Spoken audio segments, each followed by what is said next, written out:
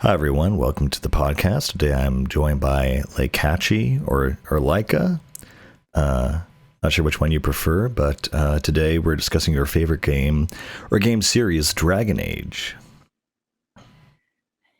Hi. Yeah, it wasn't the entrance I was going to go with, but I panicked. Were you going to do something extremely crazy and random and you just settled for hi? Yeah. I was going to bark and then I lost all my confidence. I'll do it now.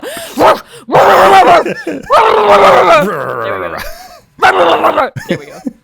I got it out. That was perfect. That puts us in the Dragon Age mood, I'm sure, in some way. Oh, don't you get a dog in this game as your first companion? But not your first companion, but in the first game you do get a dog. You get a Mabari, and he is the best. Mm-hmm. That's like the one part I remember. So I, via Game Pass, I've like played the first 10 to 30 minutes of each Dragon Age game, but I think I actually played Origins for a few hours back in the day, but it did. I'll just get it off my chest. It was never exactly my thing, but it is your thing, and this is about you expressing your full passion. So tell me about it. So I think the thing about Dragon Age is that like it starts like let me be completely clear. Like Dragon Age Origins is old as fuck. Like the game is hard to play. It's hard to look at, sometimes hard to listen to.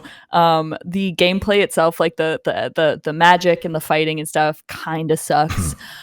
But the thing about Dragon Age that is so incredibly like, it's like the thing that like really hooked into me and made me want to come back and play the next game was like the lore and the story and the narrative and the characters. The characters are super well thought out, especially in like Origins and Dragon Age 2. Unpopular opinion, Dragon Age 2 is my favorite one out of all of the games that exist currently. Everybody hates on Dragon Age 2 like really hard. Liked it from the 10 minutes I played or so. Like the thing about it is like it all takes place in one city. As opposed to like Origins, which was pretty railroaded, but it like gave you like a pretty good idea of like the world and that kind of thing, because you sort of had to travel through a bunch of different areas and different maps and that sort of thing. And then Inquisition, which is like super open world and like very sandboxy, I will say, just because it is like so like wide open and you can explore like every crag and nook that exists, and you can in fact jump over a mountain like in Skyrim if you try hard enough. And like it'll lead you into a void where your game will like unsave and then it'll be like you just have to restart your game because you have fallen outside the boundaries of what exists. But it is like massive. And then Dragon Age 2 takes place almost entirely in Kirkwall, where it's like the same set forever. But I think there was something really charming about that. And personally as well, Dragon Age 2, like the character development and the character stories in that game were very compelling for me. Back to Dragon Age Origins, however, like I was, I think 20 when I played that game for the first time. Did you say that was the first game you ever beat fully? No, the first game I ever beat fully was Final Fantasy 13 for the PS3. You just told me this. I feel stupid. No, it's fine. But this was like the second game I ever beat. No, maybe the third. This was like the third game I had ever beat. For context, of course, like I wasn't allowed to play video games till I was 17. Like I didn't own a console of my own until I was in my early 20s. Our first family console was a Wii, and the only games we had on it were like shovelware, Wii Fit, like the Wii specific games. And then also, and like Wii Sports, we had, I think, randomly like one of the Dragon Quest games, but you had to use the Wiimote as like a sword, and it was super chunky and like clunky and awful. It was terrible, and it was unbeatable because of the mechanic of that. But I know. Yeah, like truly the worst. The Wii had some real zingers, some real good games, and then it had quite a few absolute stinkers. And like truthfully, I never owned any of the good ones. We had Legend of Zelda like Twilight Princess. Couldn't beat that game. Couldn't beat that game because of the fucking Wii like thing where you had to swing your Wii around, your Wiimote around as your sword. It was awful. It was truly deeply like the worst. And so I sort of didn't grow up with video games at all in any capacity outside of like the ones you used to get in cereal boxes. If you remember. Oh God. Yeah, like computer games that like I had the game like the board game Sorry, but it was in a cereal box for the for the computer. And even then, like, I mean, I'm not about to play Sorry on the computer when I can play it in person and womp my sibling, you know? So like why womp a computer when you can womp your friends and family?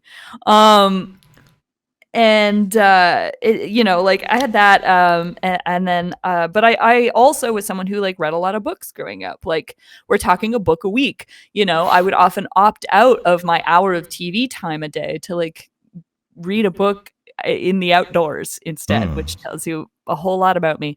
But you know, narrative and lore has always been pretty important to me, and I think that the way that, like, tying this back into Dragon Age, the way that the world is built is so like interesting and intricate. And to this day, like I've read all the books, you know, I have the comic books, I've like read every piece of codex that is findable in those games. I've played each of those games, including Awakening, which is not like, it's like how do I, it's like a third of a game because it's like filling the gaps between 1 and 2. Okay. And like I've played all of them like more than 4 times each because I care. I've logged far too many hours into this game at this point to not call it my favorite game. You know, like I think once you pass a certain amount of time on any one like piece of media, like it has to be your favorite. Yeah, it's kind of like because I talked about this in my previous podcast. What defines one's favorite game, and I kind of concluded that it's something that you have the most memories of, or the most vivid memories of. And I think there are some games where you're like, okay, well, I have this many hours in this game. This has to be my favorite game. But then there are games that you play, maybe not as much, but it leaves a bigger impact on you. But yeah, time spent is also a good indicator. Absolutely. And I mean, I'm like a completionist. I like to find every aspect of every game, and I'm still waiting on the fucking patch for the Ferelden Locks fucking quest for Dragon Age Inquisition. BioWare, if you're listening. Because it's been like... What? It's been years. It's been so many years. 2013-ish? I know. Did it? I'm not sure when it came out. Maybe 2015. I don't know. I think it was close to 2015, but like... there was an issue with one of the like very first quests that you can find in that game. Oh, it came out in 2014. We were both right. And so there's this like this quest where you have to go around and like collect these locks, and it unlocks something for the Inquisition later on, and like you get these cages that you can hold prisoners in. But like there was a glitch in which like you can't, the locks, 2 of the locks or something like that don't exist, and you can't find them, and they never patched it. So it's like literally I cannot platinum this game. I've done every other side quest. I've done every quest to the point where like I literally, when I replay this game now, I just like do the side quests in like one burst. I just go and do them like all for each area. Like I'll do each area's like side quests up into a point. Then I'll do like the main quest because it won't take me as long because I've already leveled up from doing all the side quests. But I don't even need to look at the dialogue anymore. I'm just like, yeah, I know. Okay, I gotta go find the dead body of this Templar so I can bring this like mage her like husband's ring because he was like murdered by these other, you know, like these kinds of things. And it's like, I know where to find it. I know like what I get when I beat this quest. Like, you know, I know the like dialogue options that come up. I don't even have to look at them. I'm literally just like, yeah, we're good. Like I know exactly how to do this. So to that point, if you know what's going to happen and it's predictable, does that not bore you, or does it still engage you? I think it's engaging in a different way than the original, like getting to see all the options, because I am someone who struggles a lot with options in games, specifically when it comes to like, does this choice make you good or bad? And like, how does this choice affect the rest of your gameplay? Oh yeah. Like, for example, You're I'm playing. terrified of making the wrong choice. Yeah. Well, Yeah. I mean, there's a lot of like FOMO and things like that Oh almost, where yeah. it's like, which is strange because you can play this game as many times as you want and make all the different decisions.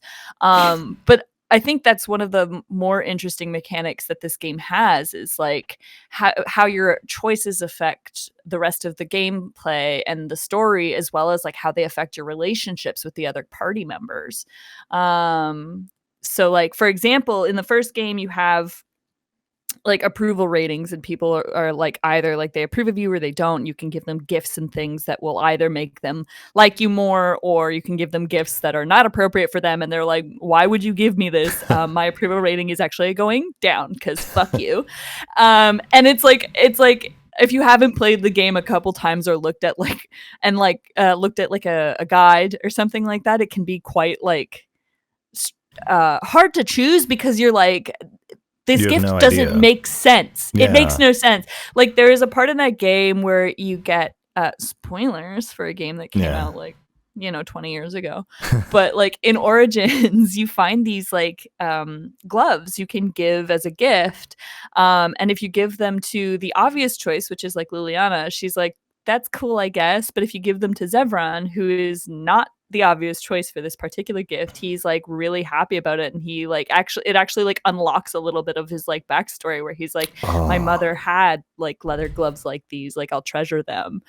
And it's like, how would you I don't know? know, how would you know? It's not I obvious. hate. You'd think to give Yeah. him like a vial of fucking like poison or like a Right. dagger or something, but this is like the gift that like gives you like a huge boost to your approval rating.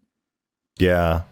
I maybe should have started with this, but the BioWare series. I mean, I love also Mass Effect and also the Star Wars games that they worked on before this. And what struck me about when I first played Dragon Age is like, oh, this is a lot like Knights of the Old Republic mechanically. And so I feel like if that's the same game mechanically, I feel like the same team narratively also probably worked on this one. So I kind of at least can understand where you're coming from, where the characters they would God, like if you think Dragon Age was bad, and I haven't played all of it, there are certain dialogues in Knights of the Old Republic where it's like, if you don't tell this guy at this one juncture, at this one time before this mission, that you really like dogs with funny hats, you can't unlock the dialogue to make him like do the thing later.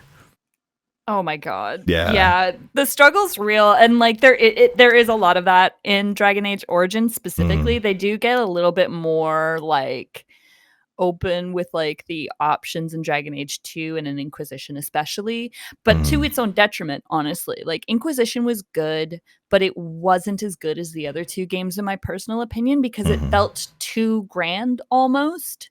Oh. The first two games, I mean, the first game you play as a Grey Warden. It's during like a time of war and that kind of thing, but the Grey Wardens, like, you are the last Grey Warden and you're the only person who can like destroy the blight. You have a very clear objective. It feels grand, but it is like about you and your party, and it's not like this huge thing. It's truly just about you guys and like how you deal with this like one enemy that you have to beat. Hmm. Dragon So, Age yeah. Oh, sorry, So go it ahead. just sounds very personal in that sense.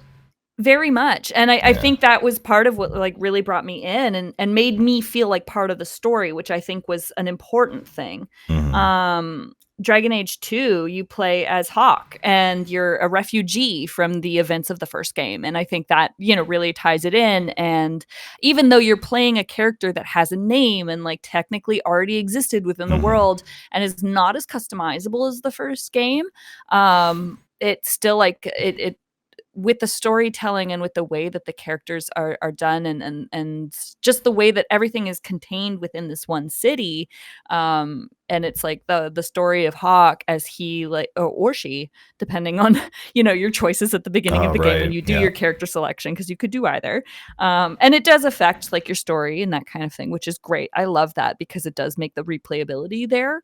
Mm. Um, but it's very much like about Hawk and Hawk's friends and like that kind of thing, and the effect that Hawk has on the world. Whereas Dragon Age Inquisition, like you play as the Inquisitor and that kind of thing, but it's all very much like about the Inquisition and what the Inquisition is doing, and it doesn't feel like anything you're doing is like directly, like nothing is directly accredited to you, and it feels a lot more like everyone's kind of doing their thing, and then at the end there's like this big conflict that you have to fight in because you're the Inquisitor. But it's just like, I don't know, like something about it doesn't feel as personal. It doesn't feel It as feels though like like it feels like you're in the story rather than you're driving the story. yeah, it honestly just feels like they should have given the Inquisitor a personality, because like in the third game, like it's very like, oh, this is my avatar, and like like there's no personality there, and like it just feels very like, honestly feels a bit like reading like self-insert fan fiction where you Oh don't really no. connect with the self-insert. I've read some very good self-insert fan fiction where I really did feel like I was in the story, but this just sort of feels like disconnected to me. Hmm. And like that's not to say that the lore isn't good, because the world is still quite well built. I just think that it was a lot larger than it needed to be. Hmm. It was kind of like they were like pushing the limits of like, oh, how big can we make the world? How many quests can we put in? How much stuff we can put in, and that kind of detracts away from the core thing of the character and relationships. Exactly. I think that they like what they did, especially for 2014, they did a Mm. really incredible job making it so open world and huge, and like Mm. giving all of these things like lore and like codex and that kind of thing. But it kind of feels like that's all there is. Like when I do main quest stuff in Dragon Age Inquisition versus like in Dragon Age or Origins or 2, it doesn't feel like the story moves forward that much. Like it doesn't feel like it's made any level of impact on the world. It's just a thing that happened. Hmm. And like this is an unpopular opinion. A lot of people don't agree with me on this point, because Please tell a lot me. of people were like, Inquisition is the best fucking game ever, and like it's the best of the series. And I'm like, well, maybe we just like enjoy different things in games, and I think that's fine. I just think that like as a community, gamers, and especially as someone who like didn't really grow up within this community, and also as a woman, I find it kind of polarizing, because it's like I enjoy narrative, and I enjoy characters, and I enjoy the story. It doesn't necessarily like matter what the mechanics of the game are for me. Um, Obviously, good mechanics are great, but like I can get past terrible mechanics if Oh the game yeah. is good enough, you know. Um, I've had plenty and of games where the mechanics are just like factually broken, but the story and the setting is so good. I can like put up with it. It's kind of funny. I'm actually happy if a game is like consistently broken in the same way that I have a meta game where I navigate around the broken controls and mechanics to like enjoy the story. I'm actually more okay with that than if the game works flawlessly, but there's nothing in it to do or experience. I mean, we both played like Kingdom Hearts 1. I know we did. Like, Yeah. like, yeah. Speaking of tiptoeing around broken mechanics, yeah, that's the one. All I'm saying is like, who the fuck animated Sora to jump like that? Who did it? I just want to talk. It didn't need to be like this. It didn't. But Is the path you chose. I just why the absolute spread eagle in the air that absolutely fucked up any and all platforming. Oh, I know exactly game. what you mean. It's so bad. It's so bad. Sorry, I'm just watching the gameplay. That woman died. What? I don't think I ever got this far. Oh yeah, so many people die in Dragon Age. So many people. I didn't expect that. Yeah. Yeah. Well, the thing too about Dragon Age that I find really interesting is like there's like maybe one or two companions you're forced to have, and then everyone else is options. Really? Oh yeah. Like Dragon Huh. Age Origins, you have Alistair from the beginning. And that's part of the story. Like you have to have Alistair, and I think it's Morgan you also have to have. Oh yeah. Because her mother is like, "You're gonna go with them," and Morgan's like, the fuck I'm not. And then your Grey Warden is like, "Sure, I guess."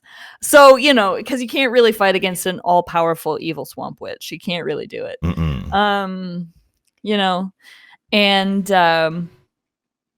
yeah, and then so the rest of the party members that you can gather, like there are so many chances to like So, leave the dog behind, hmm. and like you have to take action to get those party members, and it's true of almost every party member, I'm pretty sure. So Another once you have your starters, it's kind of like you have no I mean you have incentive, but you could technically do the entire main quest without anyone else.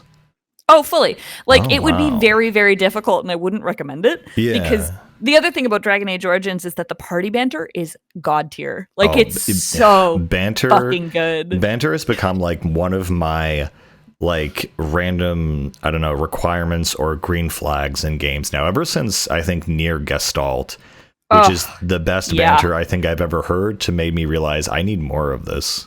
Yeah, I really, really recommend, even if you haven't played Origins, Hmm. go onto YouTube and like find like a banter video, because you will not be disappointed. Some of the banter is absolutely ridiculous. There are these two characters you can get, Zevran and Win. Win is like a grandmother, and she's literally the party's grandma, but she's also like a senior citizen, and she's a wizard, and she's very like on the straight and narrow and like Hmm. lawful good, that kind of thing. And then Zevran is this sort of chaotic elvish assassin who tries to kill you, and then when you like basically beat him up, he's like, take me with you, because if I don't like finish my contract on you, like they're gonna come kill me, so you should just he's like, please don't kill me, protect me from the big bad crows that are gonna come kill me because I couldn't kill you. And I was like, I'm immediately in love with this man, and like like I have romanced Zevran like an ungodly number of times, but like he's actually very difficult to romance. He's very easy to have sex with, but he's difficult to actually like Oh. romance, because he's like that flirty character, that like comes Right. in and has like a spicy little accent and like flirts with you immediately, and then is like, let's fuck, let's have sex right now. And like typically my characters are like, okay. um Okay. Okay.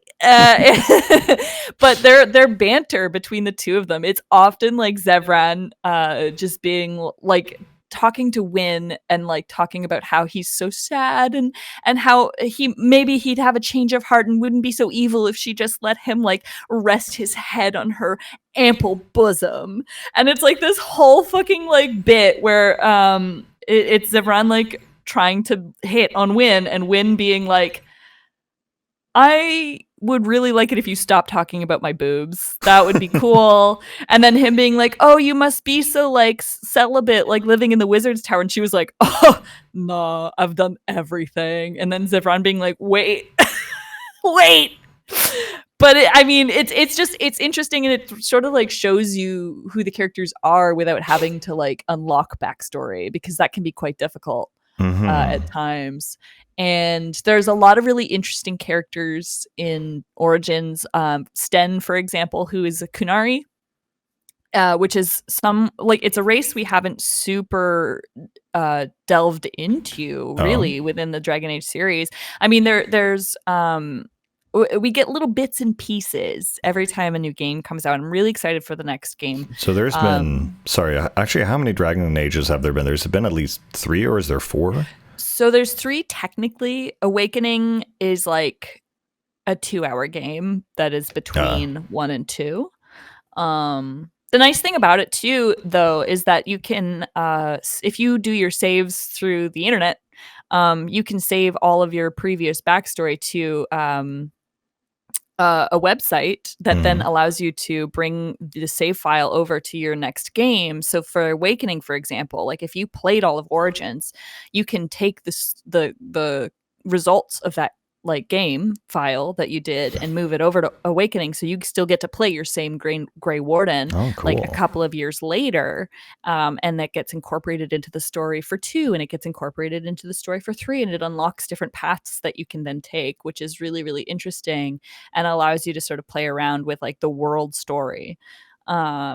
And even if you haven't played the previous games, if you go on to the website, you can choose options that you would like to be the truth for the world that you're playing in. So for like Inquisition, for example, if you're Grey Warden, you can decide whether or not your Grey Warden dies in the battle against the Blight, or like if your Grey Warden lived and is now like the commander and that kind of thing. And it changes some of the options and some of the like choices that come up in Inquisition, which I find fascinating. I'm pretty sure there's like something similar in Mass Effect, but I haven't actually played it.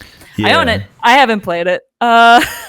They do something similar where it's like like your first 3 choices at the first game carry over. It doesn't really carry over in a super meaningful way, I've found. It's mostly like, I think the biggest thing is that you can kill one of the main, or you can have one of the main guys die, Rex, and like by the end of the first game. And that is a massive, I would think, loss. Like, I think it's actually kind of difficult, honestly, if you haven't done any relationship building with the crew at all. You can like lose one of the main characters who's a major role in the third game. So, besides that, though, I think it's pretty minimal in terms of like, oh yeah, you have this dialogue option. I was raised in the slums that one time, you know, and I did that one mission, but yeah. I think the Dragon's Keep is a little bit more in depth than that. Like you can choose like, you know, like what race and like what class your character was, and then their background as well, but then also like things like, you know, what happened to them, what happened to the companions, things like that, which I find really, really interesting. Because things like if spoilers for a game that came out in like 2000s. I love you say spoilers. But like, for example, like in Origins, there is 2 options for what can happen to Alistair. Well, there's more than 2 options, but like, you know, either Alistair becomes king or he doesn't. Wow. And in Inquisition, if he does not become king, he does become a Grey Warden, and then you can interact with him. Like he's a character that shows up in the game. If he does become king, then a different character takes his place and does that part in the game. So it's really kind of like fun that, you know, because like again, I mean, Alistair is like beloved amongst the Dragon Age fandom. He is like a puppy personified into a man who is also like, again, by early 2000s video game standards, fairly handsome and is like a popular romancing choice. Also because he's a little sassy. You know, as you do. But yeah, it's you know. I'm kind of getting the vibe that maybe Dragon Age is for girl romancing and Mass Effect is for boy romancing. It's like, yeah, let me have sex with the alien. But there are a lot of girls that I know who are also Mass Effect, so I can't say that either. Yeah. Well, like, listen, I've never played Mass Effect, but like, you know, for a fact, I'm gonna romance Garrus. You know, for a fact, I'm gonna like, you know, that is absolutely who you would go for. And if I honestly, if I had to choose, like a male to romance, it would. I mean, honestly, Garrus is my main bro in the game anyway. So I mean, we're already in a bromance. We're already on missions. We're just not romantically. You know, there are two guys in a pod. They might kiss. They might if it just shuffles a little bit. Whoops. Oh no. Yeah. The other thing too is like, I think that I think you might be right. Like it is Dragon Age romancing is typically more leaning towards like a feminine view and like the female gaze. And I think that there's truthfully nothing wrong with that. But I also feel like a lot of fantasy tends to be female gazy versus like high fantasy versus like sci-fi, which tends to be more male gazy. I never thought of it like that, but I think you're right. you know, at least I know that's obviously not true for every single thing, and I know that's obviously not true for every person, because like genres, right? Is like a whole genre doesn't belong to any one like gendered, you know, like this is mine, this is my game. This is my thing and you can't have it. This is my version of Undertale. You will not impinge. Sorry. Oh, it's okay. I'm just like, if there's any fandom that is like, this is mine, and you will not enjoy it the way I don't intend, is probably Sonic. I'm sorry, I don't even go off at a tangent, but I feel like it's fine. I don't know anything about Sonic. All I know is they're very the only fans. Thing I know about Sonic are like some of the things I've seen on Rule 34 and like 4chan, and like honestly I don't want to go down this road, because like I've seen some things I don't think like I like blocked them out of my mind subconsciously. And like frankly it's like, yeah, the female characters in Sonic are very like sexified and like but they're also very damsel-y. Like they often need to be like rescued and that kind of thing, and I feel like that's very much like the male fantasy of like needing to be like a big strong hedgehog who runs fast and has big feet. I guess I don't really know. Anyhow, bringing it back, we're reeling it back in. Yeah. But it's like it's there is like an aspect of like high fantasy, you know. Like I don't know a single woman who has not at one point in her life fantasized about being whisked away into the land of the fairies. Like who doesn't want to be a fucking elf princess? Let's be real here. Yeah, let's say it what you're thinking. Dive into it. But I want to be a hot sapphic elf lord with a fucking sword, and I want to go on crazy medieval adventures with my because I mean obviously especially as a gay woman, it's like I want everything to be gay. And I do feel like a lot of the women in Origins are very like sapphic coded, which is ironic because can you fill me in on sapphic? What is that? It's just means lesbian. Oh, okay. And just sort of like very feminine gay, based on a poet from ancient Greece named Sappho, who wrote a bunch of poems about kissing girls. And they say you don't learn things from video games. #relatable. Yeah. But like Liliana is very much in Origins, very, very much a fucking lesbian. I'm sorry. Like you can romance her as a man, but like that woman's a lesbian. The ironic thing, of course, is that with BioWare, there are certain characters you can't romance as a same-sex romance. And I think that some of it makes sense. Like in Dragon Age Inquisition, for example, you can't romance Cassandra as a female Inquisitor, and I think that makes sense because it's like part of her religion, and it shows like her backstory of like I'm this like very religious person, like I really follow I'm indoctrinated essentially into this thing. My religion means a lot to me, and like for her to like and they did it, I feel like, as homophobic as BioWare can be, they did handle that particular thing well. But it was like this whole thing of like, I can't give up my faith for you, and like I'm not going to, even though I love you like a sister kind of thing. And they did a similar thing in the first game with Morrigan, where it was like, oh yeah, like you can't romance her as a female Grey Warden. And part of that I think comes from like one of the ending options where she's like, to defeat the blight, like one of the Grey Wardens needs to have sex with me so I can have a super baby that will then come out and like destroy the blight. And it's either you or Alistair. And so is that the actual ending? It's like something that does happen, and it can affect Inquisition if you do it, because you can meet her son.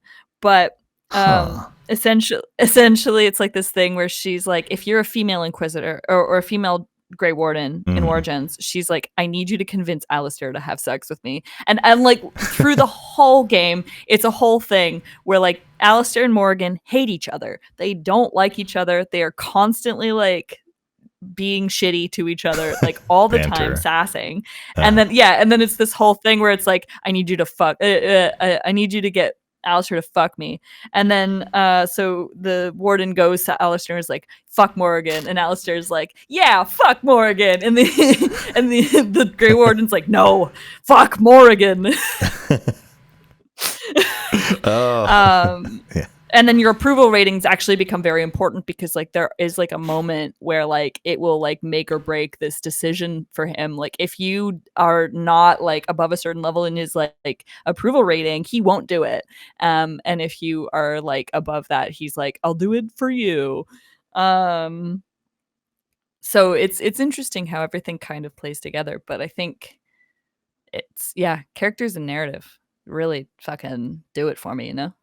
Wow, I had no idea there was a baby subplot at the end of Dragon Age. Oh yeah. Yeah. And then if the Grey Warden does it, if you're like a male Grey Warden and you have sex with Morrigan in the third game, you can meet their son, Kieran. But if you don't, then you don't meet him. Yeah, I mean that's the other issue with just like multi-choice games is like, well, not everyone made this choice, so we can't we can't have it like he's supposed to be this savior guy, so he can't. If someone didn't make that choice in the first game and he shows up in the third game, you feel invalidated because you made a different choice. Yeah, thankfully it's sort of like this thing where the character isn't very old. He doesn't play a big part in the story. It's really just like, oh yeah, this is like a nod to that decision you could have made. Okay. Which is great. And then I believe if you play it without inputting your previous file saves, you can't unlock him. He's like an Easter egg, essentially. Oh, okay. Cool. Which is great for the people who did play the original game. Mm-hmm. And I do feel like if you play Inquisition as a standalone, you might enjoy it. It could be fun, but I feel like you'll be missing out on a lot of like context. Yeah. Yeah, no. What I liked about Mass Effect and the other BioWare's games is that they all built on each other so well, and it's like I mean, it's not just how they write their characters, because I think BioWare writes some of the best characters in the game industry, but it's also like the lore as well. Their lore is very strong, and everything's a nod to everything, and everything connects, and into some way, they're all very rich. Yeah, I have to agree. And I think that's part of what makes it possible to play some of these games. Cause like truthfully, if it wasn't this way, I would not be able to stomach Origins. Like I would not be able to stomach Dragon Age 2. I think part of that can be credited to like the fact that I didn't play games till I was like in my early 20s. And so I have a very difficult time with games that have like crunchy graphics. Crunchy. I have a hard time with games that like I think part of this is because I've been spoiled essentially by the new age of games where everything is so like realistic. And like even Final Fantasy 13, for example, is like you can see how it's aged now in comparison to like 15 or 16. Yeah. You know what I mean? And it's so crazy. It's funny that I was talking about this recently, how like there are people who feel nostalgic for like 2007 graphics or this era graphics, and we were discussing how there's going to be a certain era, like will people be nostalgic for 2023 graphics one day? And the answer is like probably maybe yes, if you could identify that as a certain thing. And what I find is that like when you're in a certain time frame where certain technology looks a certain way, you don't really recognize it, because it's only when it stops being like that it becomes like a time capsule where you look back and like, oh yeah, that's a very specific thing that they just don't do anymore, and that triggers all those emotions, I think. I definitely agree. I think the thing to consider at this point is like how much better can graphics feasibly get? Oh. No, they're not because getting. it's the other thing too is like, are we going to have a renaissance of like more simple but like stylized graphics that come through for the nostalgic people? Because like realistically, the people that are buying video games are like in larger quantities are going to be like your 30 to 40-year-olds at this point, like millennials who like played games growing up.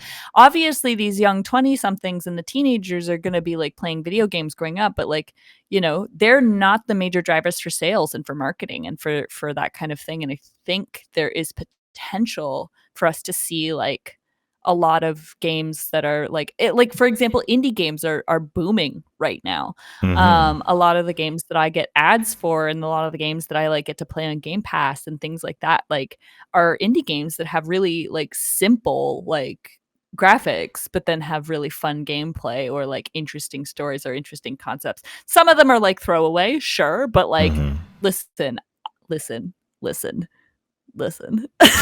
Yes. Lawn mowing simulator? That shit slaps. No, don't do this to me. Don't. I've actually played it. I've tried it because I also have Game Pass. It's so good. It's surprisingly not bad. It gets that itch when I'm like, I should not enjoy this, but I am. It's truly like, it's a time waster, but like I enjoy it so much. So like, okay, and also, this is like a typical like a game I vlogged the most hours in outside of Jack and Age. Oh no, don't tell. Okay, what is it? Guess. I have no idea. Animal Crossing. Okay, I don't own a Switch. I don't do Nintendo. Oh, okay. But like, okay, and this is like the number one fucking like girl answer on earth, but it's The Sims. Oh, The Sims. Yeah. I've played thousands of hours of The Sims 4. And you want to know the best part? You want to know the best fucking part? What? I don't even make Sims. I don't even make people. What do you mean? That's part of the whole game. How do you have pre-made? I just build houses. I just build houses and I decorate them, and that's it. No. You just use it as a house sim. Yeah. Oh my god. and like I have like, okay, so I own all of the expansion packs and the stuff packs and like everything, but I also have like a full 6 gigs of mods. Are these horny at any mods? given time? No, because I don't play with the people. I don't make people. Okay, so you just have house just mods a house decorating simulator. So you have 6 gigs of house mods where you just make. Okay, so if we went down the your house rabbit hole, like what was the most extreme thing you did? Like you had some like Victorian mansion on a hill that was connected to a subway, or like what was the Not even. I'm not even that creative. I just like to build houses. I just build. So, okay, here's what I do. Are you ready for this? Yes, please. Hold on to your pants. Okay. All right, I'm holding. So I look up blueprints on Pinterest. Okay. for real houses. Oh my god. And then I build them one for one in The Sims 4. Oh my god. So if it's not obvious, I do have the tism a little bit, but like a little bit. I looked up your blueprints. This is like, I remade your house in my game. I know where you live. I remade my childhood home in The Sims 4, and it was really nostalgic, and I cried. Aww.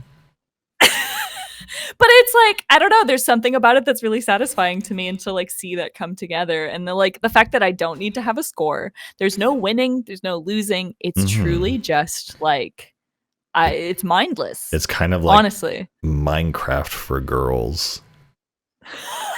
Minecraft but higher poly. Yeah, a little bit. But hold on, okay, because this is foreign to my man brain. But like how many houses is enough? Like what? Like how? Like you so you just kept making more and more and more. You said you have thousands of hours, so I guess you have thousands of houses. And Oh yes, and like some like I'm not like I do sometimes make people. Typically, they're people I know. Oh, I made our mutual friend. I made her in The Sims, and then had to send her screenshots over and over. You can guess who this is. the You blonde know it. one. Yeah, you know Yes. the blonde one. But I like had to send her screenshots to make sure that it was right. I made her The Sims. uh, Um, and I've made like my partners, I've made my immediate family, like, and then I've put them in some of the nicer houses that I've made and some of the aw. kookier houses that I've made. But like, yeah, typically, like sometimes when I'm like really like, oh, I'm gonna go absolutely fucking buck wild, I will go on like one of those websites that's like a randomizer, and I'll put in Oh, eras into the randomizer, and I'll like eras? randomize, yeah, like eras of time, Oh, and then okay. I'll like let it pick an era and then a color scheme, and then I will build each Oh my room god. based on a different era with a different color scheme. So, so what, you get like bright fuchsia Edwardian houses or something, or Yeah, oh, exactly, okay. exactly. Sometimes it's like one room will be like the kitchen is like 70s with like browns and yellows. Ah, Um but and like this is truly on the completely opposite end of the spectrum from like my narrative and character driven like enjoyment of games.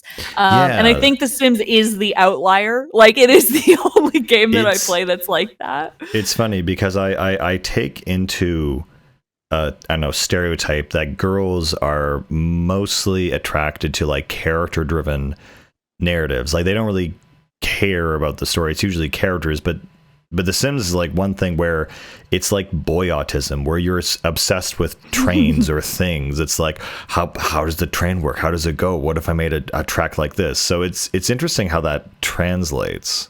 Or It is yeah. interesting. And like the fact too that like I mean I am like I have spoken to other women who like The Sims and that kind of thing, and it is typically more like feminine people who enjoy The Sims than like Mm-hmm. the men that I know who play it, who are very like, oh yeah, it's fine.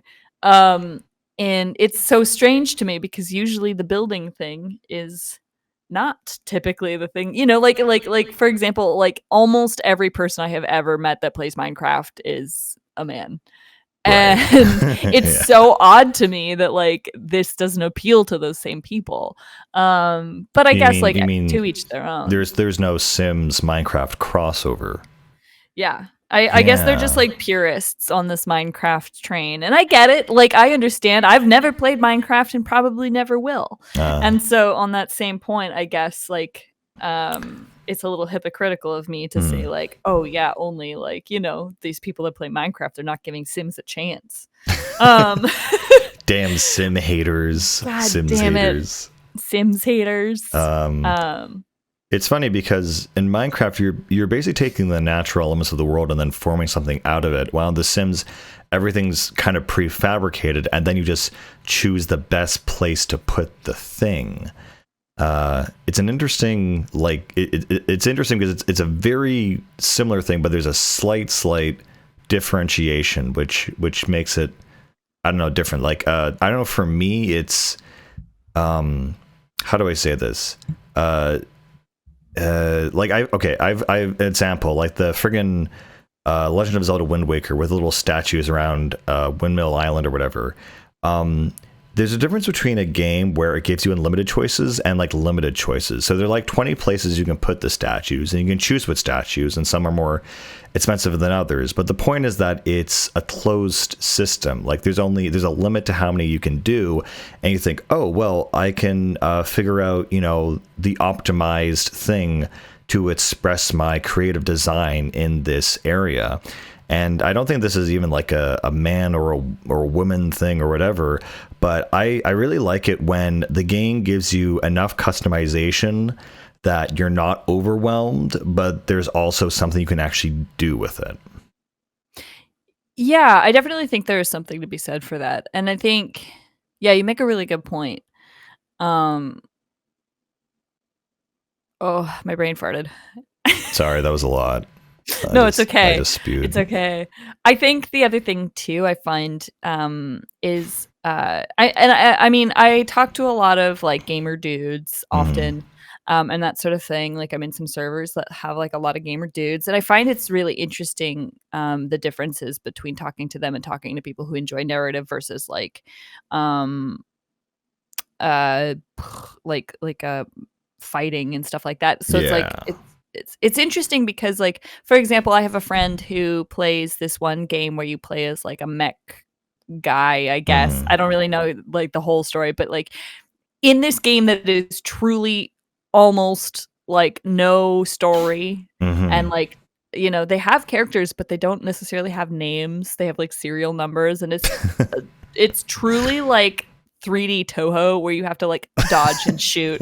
Yeah. I'm like, you know what I mean? He has managed to find story enough to keep him interested in it. And I'm Mm-hmm. like, I would actually go fucking absolutely nuts if I played this game because it would stress me out so much. I Mm-hmm. think there's I mean, for me personally, like I find there needs to be a good balance. Like obviously combat is still fun if it's done well. And if there's a balance between the combat and the story and there needs to be a point to the combat, I think Oh yeah. it can't just be like I just want to fight like 8 different stages for like, Yeah. a trophy. I'm like, no, I want to know why I'm fighting this person in Yeah. particular. It Um it's funny because they did a study basically, and they found like the reward areas or factors, whatever, mhm. in games for gamers, and they kind of grouped into three kind of overarching specific areas, which are competitive, strategy, and narrative. And so a game can, have a mixture of those three elements, or it can be very specific in one thing. So like I would say Minecraft is more of a strategy game because there's no story.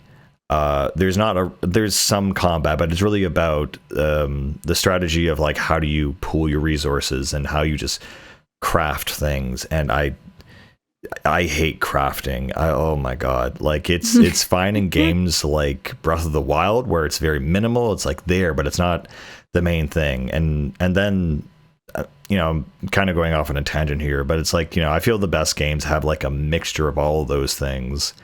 Absolutely. And then there are the games that just do that one thing really, really extremely, and then that attracts a very specific niche crowd. I definitely agree. I think it's like hard to really be like this game is for everybody because everyone enjoys things differently and Mm-hmm. like those niche crowds like do still deserve to get games that they enjoy. You know what I mean? Like it's so like hard to really put a pin in something and say like everyone should enjoy this because Mm-hmm. it's like this like, amazing thing, And which you're is like wrong for not enjoying it. exactly. Yeah. How dare you How not dare you enjoy the not thing like I like? you like Dragon Age 2? That you think that's the best one of the series? What's wrong with you? I've had this conversation.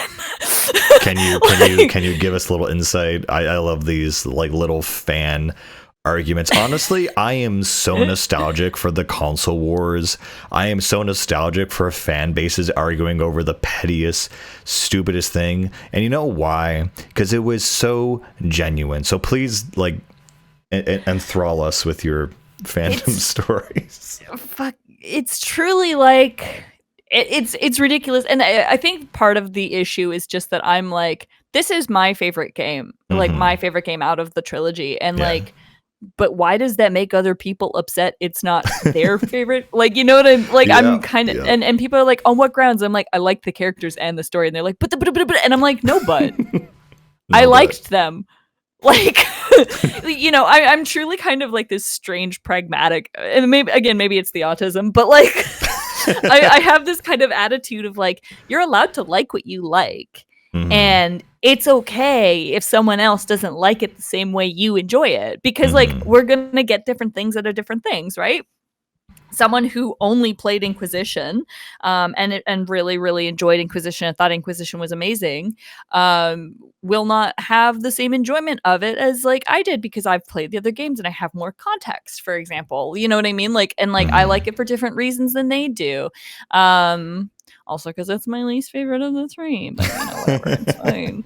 Um, But it's like, yeah, it's truly like people being like, oh, but this scenario and it's all in one place. And I'm like, that's what makes it That's fucking fine. interesting. Yeah. Like the fact that you can then like go and interact with the same people after having done like war crimes and then having like Was that there's war like, crime tight or what, Mr. yeah, Merchant? you show up and you're like, hey uncle, what's up? And your uncle's like, your mom's dead. And you're like, what? And then you go and like kill the guy that killed your mom, and you show up and your uncle's like, that sucks. Also, like, like I don't super approve of you like killing people and like that kind of thing. Like it makes it feel real for me because it's like your actions have consequences and people are watching.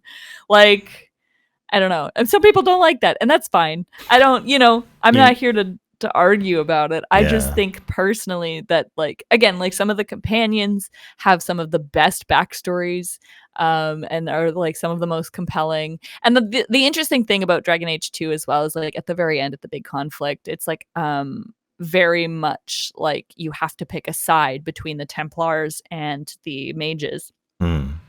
And some of it, like if you don't have a high, because it in Dragon Age 2 it goes from friends to rivals, and that's your approval rating. And if you're anywhere on the rival thing, your party will leave you and join the side that is trying to kill you, and you will have to then kill your companions in the final fucking battle.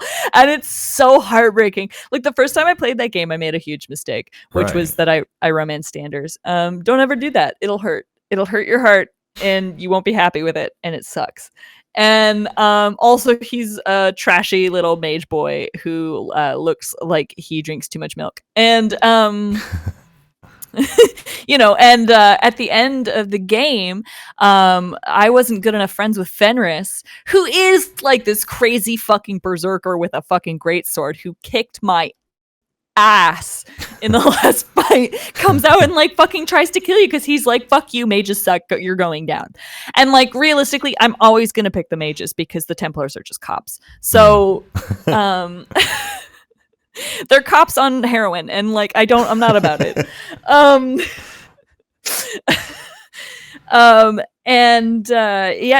Like because of his backstory and because of the choices I made, and like I didn't spend enough time trying to get to know him and like get his approval, he like turns on you.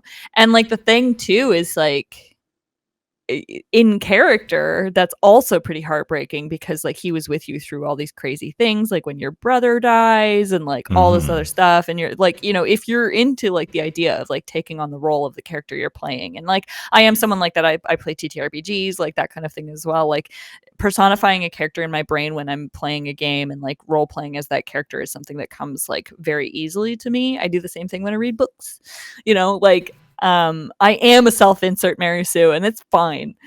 Yeah, you go, girl. Listen, most of these characters are written for you to be able to do that. That is the point of a lot of these main characters, is for you to be able to project yourself onto them, and to experience a story as yourself, but like through someone else's eyes. And I think that if you're not projecting yourself onto these people, then you're not getting the full experience that was meant in an RPG setting. I definitely don't think it's true of like every game ever. Like, yeah, you're supposed to project yourself onto Cooking Mama, like no. But you kind of see where I come from with that, where it's like you are supposed to be able to project yourself onto Link. There's a point, like there's a reason he doesn't talk. I was gonna say, it's a funny thing because you said out of all three of them, 2 has Hawk, and he's the most, or she's the most, like established, if you will, in the world, kind of like Link. Like, okay, this is the character, they have a certain, attributes, look to them. They're very distinct in a way, but at the same time, you can still self-insert into them to some degree. Absolutely. Yeah. And yeah, it absolutely is that way. Like you do obviously have the option for like character creation within Dragon Age 2 and that sort of thing, but like at the end of the day, your story is pre-written. You are a hawk. That is that is how, although the party members will address you. You have a family, you have a mother and a sibling and Right. an uncle and like a dog and like all of these things. That doesn't like change if you change what the character looks like. Mm-hmm. And it's similar for Link, where it's like, you know, he is Link. He looks Yeah. this way. He has since his inception. So I And just wanted to ask, what was it, I guess specifically that like, did people not like that about 2, that you are a specific guy, that you stay in one city? Is that what that was about? Or there's that. A lot of people didn't like how like black and white the choices were, and like, you know, it's like once you start getting into the game and you start getting closer to the end of the game, it is very obvious whether or not you're like choosing the Templar or the mage's side. Mm-hmm. And a lot of people didn't enjoy that. A lot of people didn't like how it was based in one area and you could only really explore that one area and like a couple of areas around it. A lot of people didn't like the writing for parts of the game, and like that's fine. Any piece of media that exists is going to have its flaws and also like its naysayers. And I think that's true of like books. I think it's true of games. I think it's true of TV. I think it's true of like fuck like plays, you know, like I could get into it with the theater people, but like there's no point, you know, like realistically at the end like, of the day, you like what you like, and you have a reason for liking it. It connects with you on some level. Yeah, like, you know, full disclosure, I'm someone who enjoys terrible TV. I have you know, like I watched Transformers Prime, all of it on Netflix, and I enjoyed the fuck out of that show. And it's terrible. It's not good. It's I don't think I know what that is. Toys. Yeah. It's a Transformers show in like terrible CGI. Oh, okay. It's bad. I enjoyed the fuck out of it. And you know what? It was entertaining. That doesn't mean it was good. And like I can definitely think of right now of some shows that I really like and I just will never recommend to anyone because they just will not appreciate it the way I appreciate it. I'm just like I'm not even gonna try. I just know it's bad. You know what? You know, like, and like, I don't think media needs to be good to be enjoyable. And I think that a lot of people that's the hottest take I think we'll ever hear. It reminds me, I'm sorry, it reminds me of the friggin' 4chan post where like, just because the game is fun doesn't mean it's fun. What the fuck? It was some think I've ever seen that. And some insane like screen capped rant where someone was saying this, it was like subjective, like, well, just because you don't think it's fun doesn't mean it's fun, or because it's fun it doesn't mean it's good. It was something insane like that. That's and it was ridiculous. Something like the subjective versus the objective. That's truly insane. Yeah. But we understand. Like, you know, I get it. It's but like, yeah, you know, like, and I am of the opinion of like, it doesn't need to be like a masterpiece to be enjoyable. You know, there are things that you know, and like on the opposite hand, like obviously there are things that are beautiful and masterpieces and can be like recognized for being like amazing pieces of media, and I can be like, I didn't enjoy that. Yeah, absolutely. That wasn't entertaining at all. Because I think the point is like, what are you getting out of your entertainment? You know, similarly, like with what do you get out of your game? I personally like to turn my brain off. I don't like to, you know, like be stressed out when I'm consuming media. I don't like to watch things that make me on the edge of my seat. I don't watch horror things. I don't play horror games. I don't do suspense super well. I don't like anything that's like super creepy and atmospheric. You kind of strike me as someone who'd be into horror, but I guess not. You would think so, but like I'm so jumpy and it's so easy to get my heart racing, and I hate that feeling. I hate that. If I wanted that, I'd drink 2 cups of coffee and that's fine. You know, like I really enjoy a series. Like obviously a little bit of tension is good for any story. I don't think there can be like an interesting story without it, but I don't think it necessarily needs to come in the way of like scariness. I think that there can be like atmospheric, environmental, like social tension that allows you to like move a story forward and have an objective without it being like terrifying. Mm-hmm.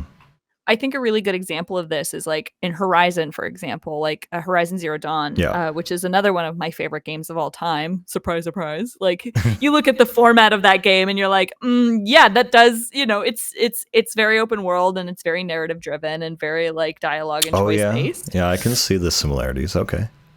And like obviously a little bit more intense because you don't have a party to play with. It's just you. So all your Yeah. decisions are kind of on you. But at the same time, you don't have to worry about approval ratings. You don't have to worry about like, oh, who can I put in my party for this particular battle? So it's a little bit less strategy that way. Like you kind of only have yourself to rely on.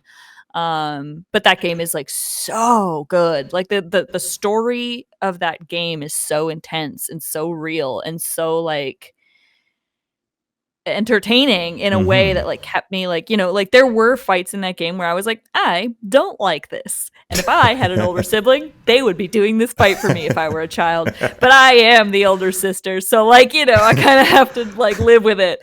But, Yeah. like I don't particularly like anything where I have to be underground. Maybe that stems from my own like sort of like claustrophobia. Like an But underground level, you mean?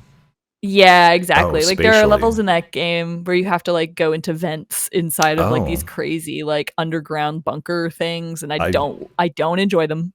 Oh, those parts. Yeah. No, the most of the gameplay I've seen of it is like open world in a field. So Yeah. yeah. It is like primarily open world. I really love that aspect to it as well Mm. because like you can really see the difference in like the different like areas. There's like several different like biomes that you get to explore, and that brings different creatures and that kind of thing, which is really great. But that game does a really good job of sort of making it worth it to explore, um because there's a lot of like building and crafting and things like that within that game that are like going to give you uh really like the rewards are worth it because like it gives you much better like weapons and things like Mm. that and really cool like effects that you can use later on in the game. So it makes it worth it to go out and like kill this one particular machine that you can take this part and then you can go make like grenade launchers. Uh, but it also doesn't feel like, at least personally, I haven't found that it feels like it's like basically bumps your level too high to do so, if that makes sense. Like the scaling is good. Right. Yeah. Yeah. Because I find if you, in a lot of games where you can like make gear, the minute you make like the best gear you can, it like levels like your level scales so high that you can just kill like everything and do every side quest in like 5 minutes, and I find that kind of frustrating. But also I'm a completionist, so Mm. You got to do I what you got just to do. you gotta do what you gotta do. Every time I play Inquisition, you bet I'm getting the best armor physically possible immediately. So it's just Mostly just because I'm like replaying it, but so you can breeze through it. Yeah. Or exactly. yeah. Yeah. That was like one of the things about Horizon that I was less into is like Dragon Age as a whole has a lot of replayability because of the party members that you can have and your companions and the choices you can make. Whereas in Horizon, it was sort of like, yeah, you can make choices and they do change like dialogue options, but um the story pretty much stays the same. It just like Mm-hmm. it's because the character of Aloy isn't one you are meant to project onto. She is just Yeah. like a character that She exists and you are is meant her to like own. Yeah. exactly, you were playing her story as opposed to like being in the world. Mm-hmm. But it does it very successfully, I will say, for sure. Mm. Um I'm trying to think of other game examples that I have of like games that I've played that were entertaining and not good. Um not Entertaining but not many. good. Yeah, like games that Yeah. people don't consider to be like, top tier. Oh, right. Um. I'm Oh, like, what other games have I played? Not that many, realistically. yeah. I'm in the middle of playing Baldur's Gate 3 and Disco Elysium, which are both like award-winning games at this point, and like Mm-hmm. I love them both very dearly for different reasons. Mm-hmm. Baldur's Gate 3 I'm struggling with a bit because I do find that like I get a little bit of choice paralysis. Um, but I know I'll be able to replay it again, so I'm not Mm-hmm. as worried. Whereas like Disco Elysium is fascinating Oh, because yes. it's like pretty much only narrative. Yeah. It's Have you played it? Yeah. No, I've played it. Yeah. I haven't beaten it, but I'm not planning to. But I played enough of it where I'm like, oh, I get it. I get why this is like a thing. It's so rich in its dialogue. Not only is it written like extensively, but it's very, very interesting how like all the aspects of your subconscious have like a persona, and that's such an interesting concept that isn't done in a cheesy or weird way. But at the same time, yeah, it's all mostly narrative, but it's the most entertaining kind of narrative you could possibly do. Yeah. Yeah. I would almost classify it as like a visual novel. Right? Yeah, like I almost want to say it's like a more interactive visual novel, but I would still call it a game because you can like explore and do other stuff too. Yeah, they're like definitely. I think Disco Elysium is a really good example of a game where you just have every choice always. Mm-hmm. Like there are so many options and so many things you can choose to do or not to do that will affect how the story plays out, and it's so interesting. But it's also got like stupid little things where you can like pet the mailbox and like tell it it's a good mailbox, or you can kick the mailbox and tell it to fuck off, and then sometimes you do like I do and you kick the mailbox and it kills you and you die. you know. And truly just because my health was already low, but like it's an interesting contrast to the other RPGs that I've played, where it's like it is like very much just what dialogue option do you want to explore now, as opposed to like, oh, we chose this dialogue option, so now there is combat, or, like some kind of trial we have to do. It's truly just like, oh, there's like, this thing, we can't get past this part. And then your partner will tell you that like, oh, you need a flashlight. There's a flashlight in my car. So you go to the car and there's like 8 options and you get to like explore sort of everything. The other thing that I find really interesting about that is like, I mean, you really shouldn't like kin Harry Dubois. You really don't want to identify with because the main character he's of the like story. a drunk, he's terrible, burned out ex-cop detective guy and can't get his life together. Like, yeah, exactly. Like, this is not someone to idolize. This is just someone that you can like, I don't know, enjoy from afar. I know what you mean. It's like look at this broken character. Let's spend some time with him. It's truly like, oh yeah, I identify with BoJack Horseman, but like times 10, and it's not good. You don't want that. Don't identify with Shinji. It's not a good, like these are not characters that you want to be, but they do a really good job of kind of making you almost sympathetic to this character because of like the memory loss and the fact that you like rediscover everything through him. And it kind of like you're discovering everything at the same time that he is. And so it really like allows you the space to, like express your reactions to things through him, which and then like personalizes the experience to you. And it like it's so interesting because he is such a person. Yeah, like he has a very specific way of going about things, and so it's like a weird thing where like if you were to learn about the history of some Balkan country, but your professor was like this incredibly not a professor, but some weird like man on the street, and that's how you learned about it. It's kind of like that, I guess, in a way. Yeah, absolutely. It's like this drunk man in a fishnet shirt and some fucking rubber gloves showed up and was like, "There was a war here," and like. But he learned it through some like other homeless dudes, and like it's just like a whole like a homeless rabbit conspiracy hole circle. It's like this conspiracy circle, and he's like, and I don't even know, like I'm not sure who I am, but like also like like here is my like backwards ass like way of like doing this, but it also it sort of forces you to think the way he thinks, and I think that's really interesting. Yeah, no, that is something about Disco Elysium that's interesting, is that everyone has a very specific perspective. I think there's like one guy who's like a war veteran. They're playing like with the not the bowling balls, but like the Italian bowling balls. I don't know what to call it. The but bulls. Yeah, I just played that scene. Oh yeah. Yeah.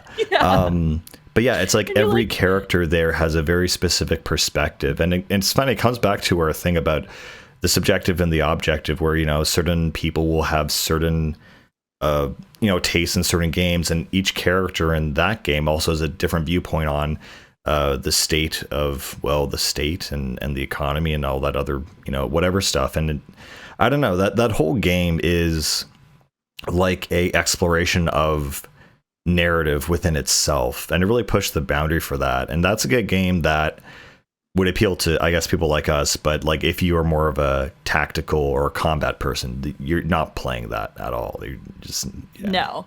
Yeah. Definitely not. Yeah. Definitely not. I think, like, for example, my friend I was mentioning earlier, who does like primarily tactical and fighting games, and like managed to find story in this like mech game of his. Yeah. Like, he played Disco Elysium for 5 minutes and then said, I don't want to do this anymore. And I think, like, you know, and that's fine. Like, it just means that we get enjoyment out of different things. And I think that, like, Disco Elysium is a little hard to consume sometimes. If you're not in the mindset to read, if you're not in the mood, if you're not in the mood to discover some stuff, like, it's not going to be for you. There have been moments where I was like, oh, I could play some Disco Elysium, and then I'm like, I'm not going to, though.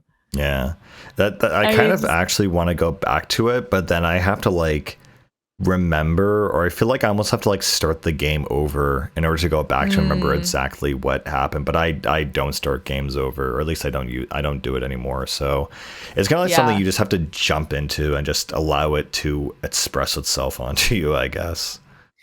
You know, absolutely. I mean, it is currently on the PlayStation, like, PSN thing that I have, like the Game Pass that I have. So I've been playing it on my PS4 recently, as opposed to like on my desktop where I bought it originally.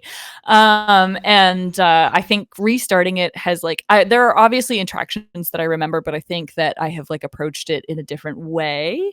And I think that it's really interesting to see the way that, like, you know, making different choices affects like people's interactions with you. And like, I think it's one of those games that, like, if you're into it, like, replaying it is actually a great thing, because it really kind of gives you like a different story every time. And again, obviously there are going to be like interactions that you've had before, and like, you're going to probably make the same choices. I don't know about you. I'm someone who, like, I always pick the options that I would pick. I don't typically pick like what I think my character would pick. I'm running into an issue with that with Baldur's Gate, where it's like, I don't want to pick any of the evil options because I'll make someone sad. And I'm like, that someone is a fictional fucking character. They don't have feelings. And I'm like, no, but they'll get sad. It's or funny. They'll leave my party. Yeah, when I usually play like an RPG, I typically choose, okay, what does the game want me to do? And usually that's very straightforward. I'm not sure about all BioWare games, but definitely in Mass Effect, it's very straightforward. I mean, for friggin' sakes, there's a friggin' Paragon Renegade system. It is very clear what is the good choice, the bad choice. And I think it's even on the left and the right, and it color codes it as well. And that's fine for that kind of a game, because then it's like, okay, I know what choice I want to make, and then I just see what the dialogue is. But then I think games like Disco Elysium or Baldur's Gate 3 or those games, their narrative is so well done, to the point where it's not good and bad, and it's also like, what's the crazy choice? What's the chaotic choice? And in those scenarios, I don't choose what the game wants me to choose. It's like, well, what do I want to do?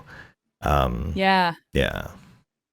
It's interesting to see too, because it's like, you'll run into options for choices. There are no good answers, and you kind of have to choose. And I love a game that makes me make a hard choice. I love a game that forces me to think about it and like really be like, what would I do in this scenario? And I think it's like, Dragon Age does a good job of that in certain parts of it, especially if you like end up in certain scenarios, where it's like, there is no good option. In Dragon Age Inquisition does this. There's a part of it where so the Iron Bolt, again, I'm not apologizing for spoiling a game that came out 12 years ago. You just have to say it like that every time, so that there's spoilers for a game that came out 12 years ago.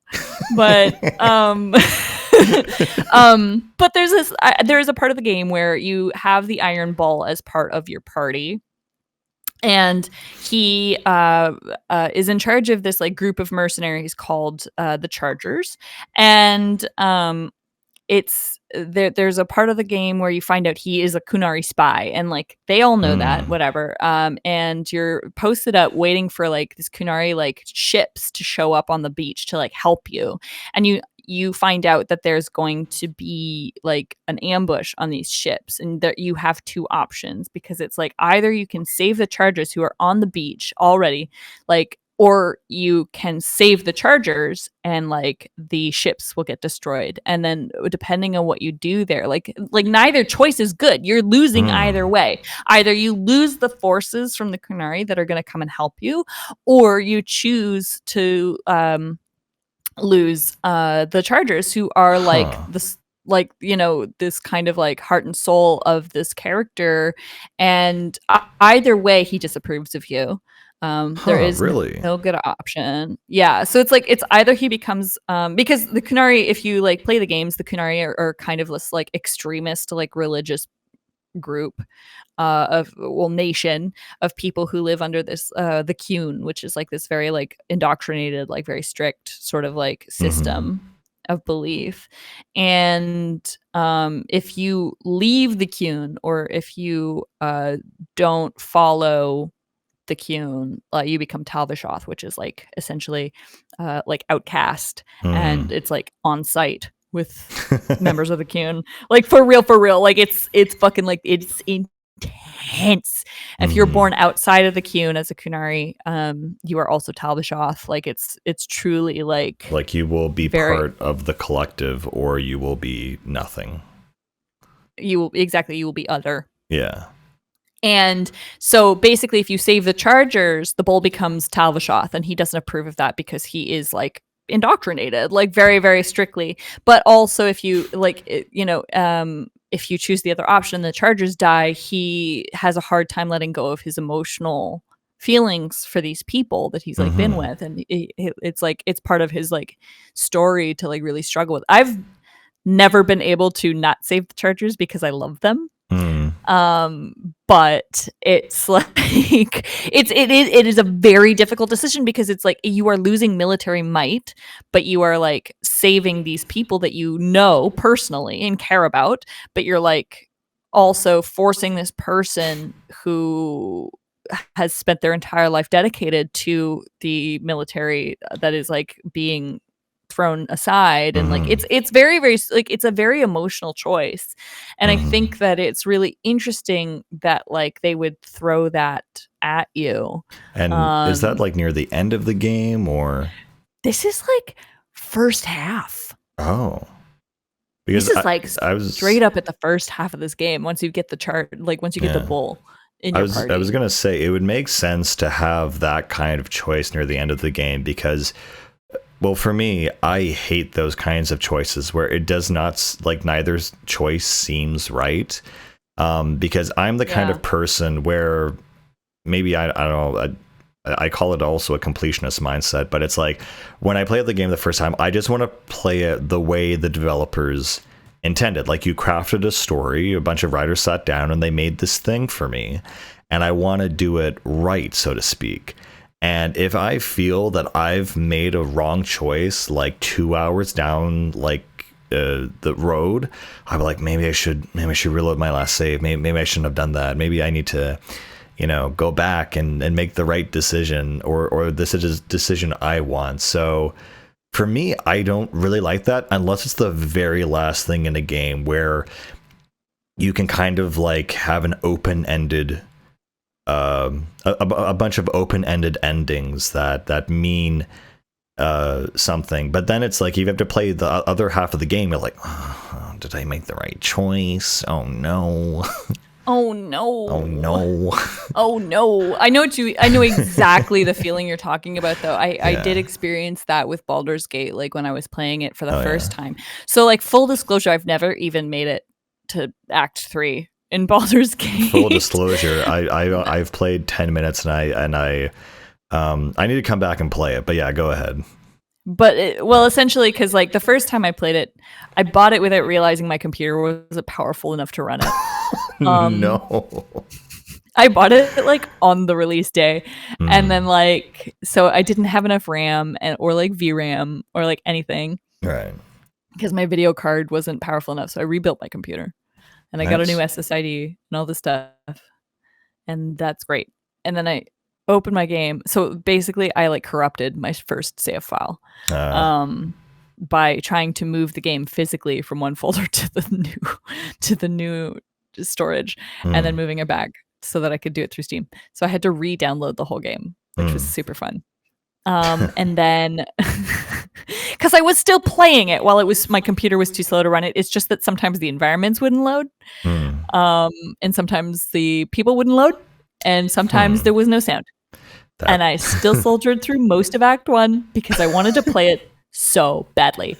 But I spent the first like I spent the time like 30 hours, I think, mostly just because things wouldn't load properly. But I spent like that first 30 hours of gameplay like trying to get Asterion to like me. right. And I was making choices I wasn't super comfortable with because I had heard that this nasty little vampire twink would like it if I made nasty little choices. So I was making nasty Ah, little choices, and he was only yeah. approving of them half the time. And then it turns out that Lizelle was really into it instead, and so like she like became my like romance partner for that like playthrough. And I was like, this isn't what I wanted. I bought this game for the nasty little vampire twink. So when I restarted, I basically ignored Asterion and was like, okay, maybe I'll do better if I just like leave him out for the first little bit and like make my choices based more on like what my character would do. Turns out that was the way to get to his heart because he just kept approving of my nasty, shitty little choices. And then when I would get back to camp, he would be like, stop ignoring me, ooh woo. And I would be like, yeah, okay. And then so I fucked up that save file as well, because I'm a one save file person. I don't know if you know this about Same. me, but I Same. I only ever have one save file, and apparently that makes this game in particular very difficult. Mm. And I saved in the middle of a battle where two of my party members were already dead, and couldn't get out of it, and so I restarted again, and that's where I'm at now. But it's like Mm. I feel now I'm making more authentic choices on my like third playthrough where I'm making choices where I That you would make? like that I would make That versus like you what I think. IRL would make. Yeah, exactly. Then like rather than like what I think will happen if I choose that option. And I Right. found that like that has really like cut out this like feeling of like, oh, I've like made the wrong choice somewhere. The other thing too Yeah. is like as a single file save bitch, Mm-hmm. um I am someone who like I'm trying to live that life of like I made that decision, it's set in stone, like there's no point in changing it now. I'll just play Mm. the game again later. It's So, yeah. It's funny, I I'm think, gonna because I think you've given me some clarity that when you go into a game, you need to like almost pre-make that decision. Like games like, I don't know, The Walking Dead, or the Telltale, or any Telltale game. It's like I know when I'm going into that game that I'm going to choose what I would choose, because no matter what, it's going to be like the game is going to format itself to your choices, and those games are just about choices, even though the joke is that they're not, because you get the same ending anyway sometimes. But I digress. It's interesting though, because like in a game like, I don't know, like Undertale, for example, like I played that first time, just like whatever choices I made, I just lived with it. And of course, if you do any mixture of killing or saving people, then you get like in one of the neutral endings. And then it was like, oh wait, if you do like all of this, then there's actually a structure to it. But I think you're right, with Baldur's Gate 3, it's like you go in and you know that to not go in with structure in mind. You just go in as yourself, like an actual traditional tabletop. Like, what would you Yep. choose? Yeah. Absolutely. And I think the thing about that, of course, is like as someone who plays a lot of D&D, Mm-hmm. Baldur's Gate is not quite the same thing. And so like playing it like a traditional TTRPG makes it a little bit more difficult because it is a game, and like it's a video game, and you have to sort of play it like a video game, but like just basically with like a little bit of context from a TTRPG mindset. Because it's really just like it's a video game set in the world of a tabletop game. Like, Okay. yeah, some of the mechanics and things like that are not things that I would think to do in like a regular tabletop game, and in fact probably would not work out for me. um Granted, of course, I'm also a person at every tabletop game. Like any of my DMs will tell you that I am someone who's like, hear me out. Like and it's every DM's like least favorite thing to hear, where I'm like, hey, but what if? And they hate to hear it because I'm truly unhinged. Recently in a game, I play as a kobold barbarian, and we have a minotaur in our party, and I was like, what if Boris picked me up and threw me into this giant group of creatures we are fighting right now? Would I get velocity damage? Like, could I realistically, like, if I'm going fast enough with the like gravity of my axe pulling me down, and like the speed at which I am flying, because I am like a 3-foot kobold that weighs like 60 pounds soaking wet, being like yossed across the fucking field, like, would I get extra damage? And the answer, of course, was no. But in like a Baldur's Gate game, there is a chance that it like could do damage potentially. Like, you know, there's considerations for that. But yeah, it's wild. The choices you can make in that game are fucking insane. And even just like some of the things I would never think to do, like when people stack the barrels of explosives and things. I never bothered to do that. I always forget about doing that, and I'm like, one of these days. Yeah. No, I was gonna say that in games, I find that what is a sign of a good game is that, like, from the player's perspective, you see something and you're like, I wonder if that's possible. And if the answer is always yes, that's usually a good game. I mean, there are good games that also do that are very structured, but it's like, I guess it's about expectations. Like, I know the game wants me to do this, and to go here and do that. And then there's other games where they're like, what if I put, if I put the stick by the fire, is it going to catch on fire? It's like, oh yes, it will. And then can I pick it up and then light something else on fire? Like, I think Breath of the Wild is a good example of that. But 1,000%. yeah, it's like I love that feeling when you look at something and like, yeah, what if you did throw me into this crowd? What if I did do this crazy thing? What would happen? And if the answer is something actually would happen and not just it's not possible, I love that.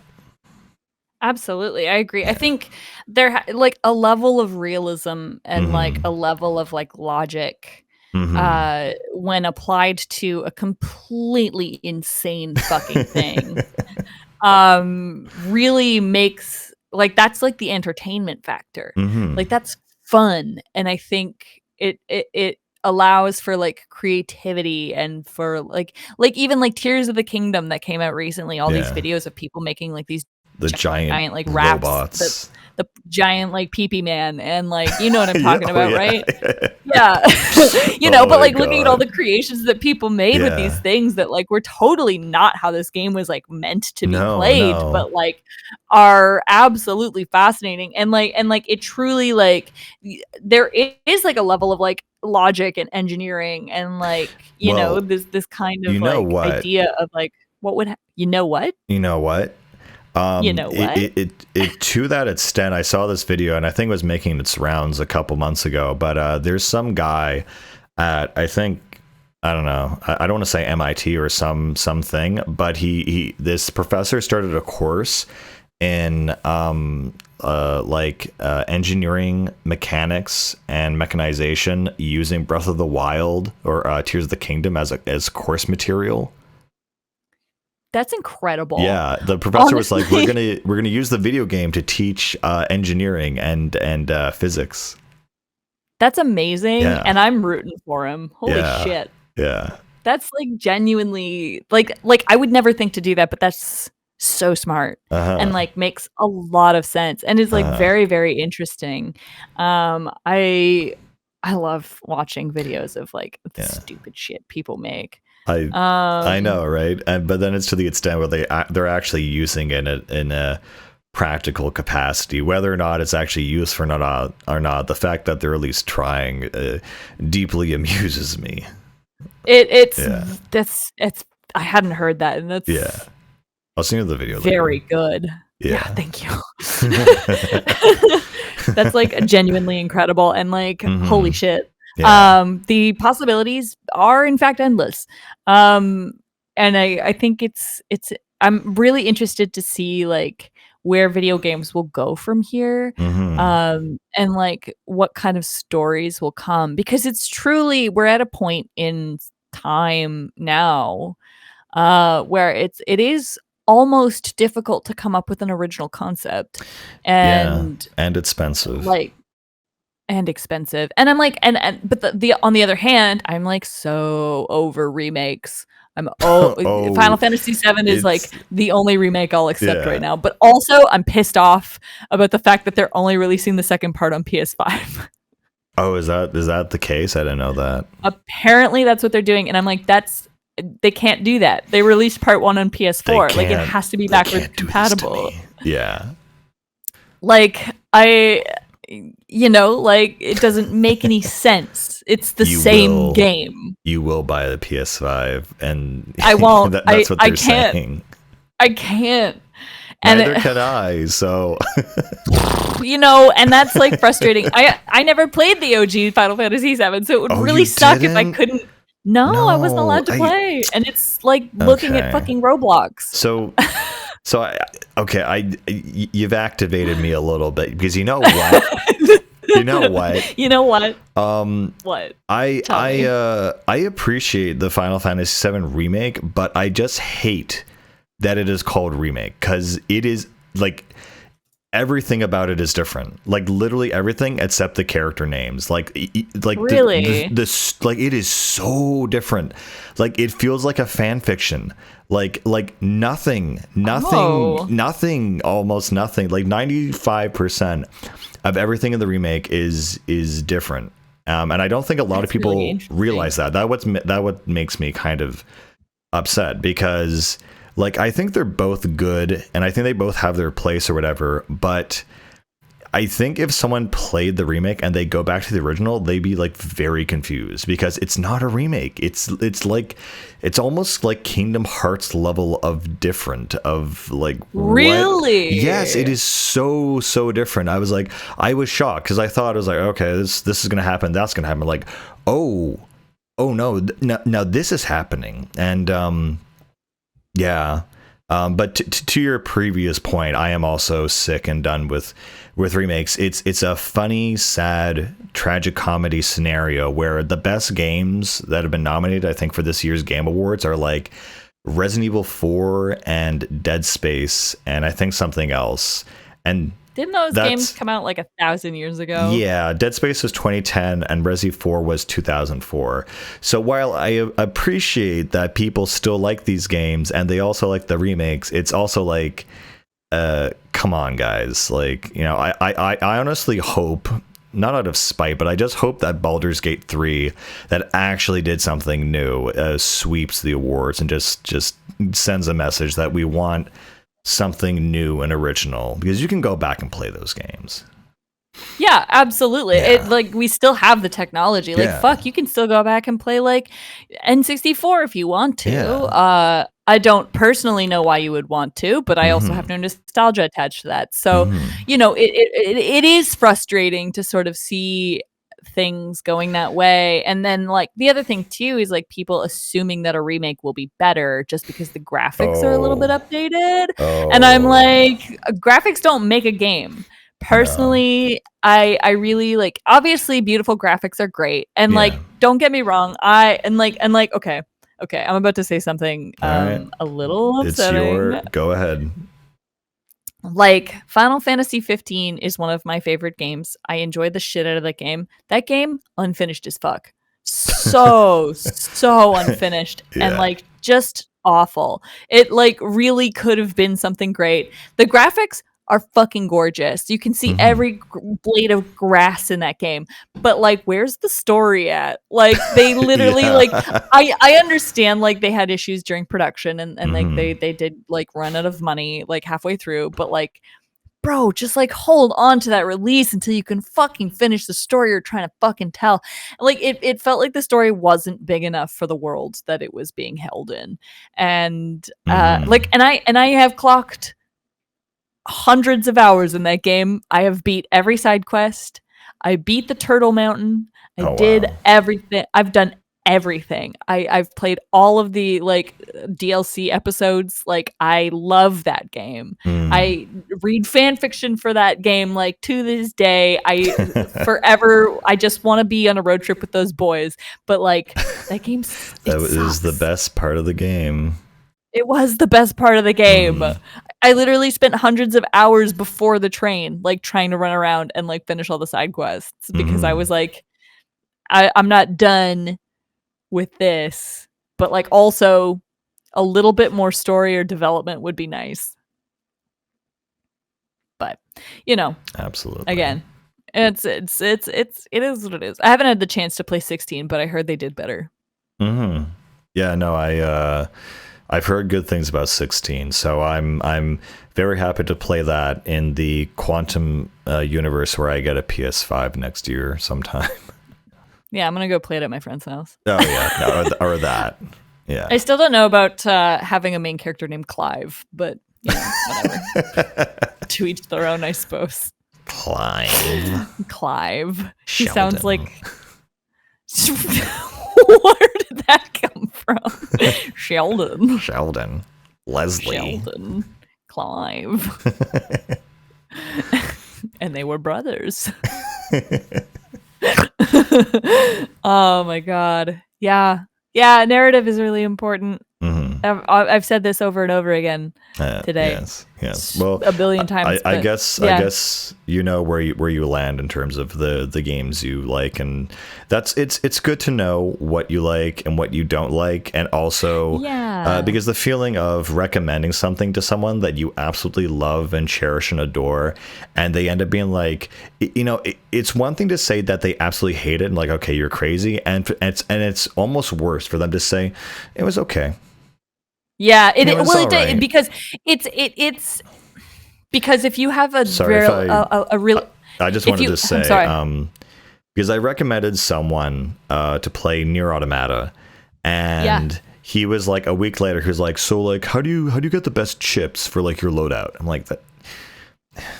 Like I told him, but like that's not really the point. Like you're supposed to be enjoying anyway.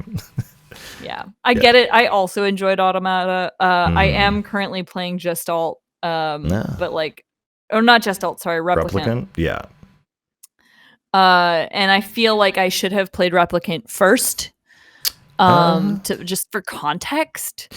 Yeah, before Automata. I mean, they kind of released it where like Automata coming out should not have happened. Like it was something where like it was the last game their company went under, I think. Well, the game they made after that, but it was kind of like Automata was like, I never ever expected to see that game even exist, and once it became popular, they're like, oh damn, maybe we should remake this old game that no one actually played except for these severely niche autistic people like me. So yeah, it makes sense. It does make sense. I think that like not being someone who follows like games that are coming out and that kind of thing, like I'm not in, like I don't watch E3, I'm not into the gaming market, that kind of thing. I sort of like follow the like specific games that I'm into, like Dragon Age 4, like I've got my eyes on it like a fucking hawk, but like other than that, I'm not watching for any releases right now. I don't know what's going to be coming out soon because I don't really care. If something comes up and it's like got a cool trailer and I happen to see it, like cool, I'll buy it, but like it has to already be out. I can't. It can't be like this infinite loop of being teased by something or hype. Exactly. It's like you see a trailer for a game and then you wait 2 years and then it finally gets released and all interest has just completely fizzled out Yeah. because it's like it's too long. I need something that's going to be released like now. The problem of course is that I have a small attention span and low energy for that kind of hype, but it is like with games especially, I find that they just push back and push back and push back the release dates, and then it's like, okay, I know I was supposed to be hype about this, but like why should I care? um Unless it's like a sequel to something, you know. Yeah. And I find that really difficult, but all at the same time it's like it doesn't really affect me that badly because I'll just play the same games that I enjoy over and over again. Like, you know, like I'm currently playing all 3 Dragon Ages at the same time What? Really? on 3 different consoles. Oh my So I'm god. playing Origins on my computer, I'm playing Inquisition on my PS4, and I'm playing Dragon Age 2 on my PS3. Um, and I'm playing them simultaneously so that when I get tired of being my Grey Warden, I can become Hawk. And when I'm tired of being Hawk, I can be my Inquisitor. And when I get tired of being my Inquisitor, I can be my Grey Warden. And this is all, of course, in preparation for Dragon Age 4, which is supposed to come out next year, but we'll see. Who We'll see. knows? They put Yeah. out a trailer recently, and I like frothed at the mouth. So, you know, because it's my special interest. So when that comes out, if Dragon Age 4 does come out, what's going to be your, I don't know, reaction or your plan? No one's gonna see me for months. No one's gonna see me or hear from me. It's truly gonna be like, oh, sorry, you wanted to hang out? Yeah, exactly. My partner's gonna like show up at my patio door and be like, "Did you want to have sex?" And I'm gonna be like, "No, I can't." Video games. Yeah, I'm playing video games. This guy just got massacred. You know, it's like... Sorry. Oh. On the stream, this guy had to reload. But yeah, lots of violence. But yeah, it was the same thing when the new God of War game came out. I did the same thing. Nobody saw me until I had platinumed it. And God of War is like really funny because I didn't recognize that there were games of that there were like 6 other games before the like newer God of War with Atreus. I don't blame you, but yeah. Because they just marketed it as God of War. Yeah. And I didn't know any better. And so I played that game and was like, it was all right. I would really love to see a second game where they like follow up on this storyline. And then they did. And it was banging. That game fucking is awesome. Like God of War Ragnarok like slaps. It's so good. It was really, really good because there's more characters that you get to interact with and you get to see more of the world and explore more of the lore, and like there's more dialogue, and it's like the relationship between Kratos and his son is like really interesting, and the ending scene of that game fucking gives me chills and makes me cry every time I watch it. So I still need to play it. and it's I'm excited. Yeah, you gotta watch it. It's not watch it, play it. You gotta play that game. It's really good. Yeah. But like, like I was really hyped for the release of that game, but I wasn't like keeping an eye on it kind of thing. And then it came out and I was like, oh shit, it's out. So, No, it's interesting how you talked about like hype and release and expectations because, back in the day, everything just came out. It just dropped. And like, have you played this yet? And now because of, how much money games make, everything is teased and trailered and stretched, and it's like, oh, now here's a trailer for like a mechanic in the game, and I'm like, that's so boring, and I'd like to discover that on my own. But now the industry is like, let's tell you literally every secret about this because a leaker's going to do it anyway. Friggin' Nintendo, when the Smash reveals were coming out, like the amount of security around like keeping things under wraps was humongous. And so I understand how like ad nauseum they could talk about a certain game and then it comes out and you're like, oh wait, it's out, or like that's it, or like now I can actually play it. And it's a weird thing where sometimes your expectations for something and actually playing and experience of the thing are two separate things. Oh, absolutely. And I think that like expectations is like a really interesting point to bring up too, because like I feel like we're so spoiled with games these days. Like it feels like there's Mm, just a game for literally everything. And it's sort of like I find that some of the time, like when I'm playing new games that have just come out and everyone's like super hyped. Well, here's an example. So okay, like this is mostly my fault. But so the day that Elden Ring dropped, I yeah, bought it because yeah, everyone I know was saying how amazing it was going to be and yeah. how cool. And like I looked it up on Steam and it said RPG, Uh-uh. fantasy medieval style. Oh, no, no, no, no, no, no, no. I didn't know it was a Souls game. You didn't know it was a Souls game? You thought it was like a Dragon Age thing or something? I thought it was going to be a medieval fantasy RPG. Oh, no. Anyway, so. So it's like, so I kind of went into this game expecting something else. Yeah. Immediately dying in the first 3 minutes of that game was not within my expectations. And I think this was like one of the times where like I would have liked a little bit more to be like explained on the page, Mm, maybe about how it was like a follow up to Souls games, and like I wouldn't have spent the $80 on it had I known mm-hmm. that like this wasn't going to be the game that I enjoy playing. Because like I enjoy a little bit of challenge, but like Mm, hard off the bat is not it for me. With no tutorial really either. And it's yeah. just it wasn't what I had expected, and I was very disappointed by it. And then like unfortunately was not able to return it despite having only played like 10 minutes of the game. Oh, that sucks. Uh because it was digital, which is, fine Mm, and good. not But the good. thing Yeah. too is like, yeah, I think that the hype around it built by Mm, like people who wanted to play this game, like kind of really built up my expectations. mm-hmm. And then I was like really like excited because I thought this was going to be like this cool new game everyone was playing, and I wanted to get on the bandwagon and like share in this like excitement, Mm-hmm. but I was not what I was expecting, and I think It's that happens with a lot of games. yeah, it's interesting because it was like a cultural moment or zeitgeist where like a piece of media or art comes out and it just enraptures everyone, whether or not you like the game or not, or you're a part of it. It's like that thing is so boundary pushing that it just consumes everyone's like attention or the mode of being, even if you don't interact with it. And I think um, in order to make something like that, it's not easy. And I think the last thing that really did that, at least in the gaming sphere, was Baldur's Gate 3, where like even if you didn't know about it, like Christ, I was at the gym and these two dude bros were talking about Baldur's Gate 3 in the gym. I was like, Oh my what? god. Yeah, so it's interesting because it's that hype.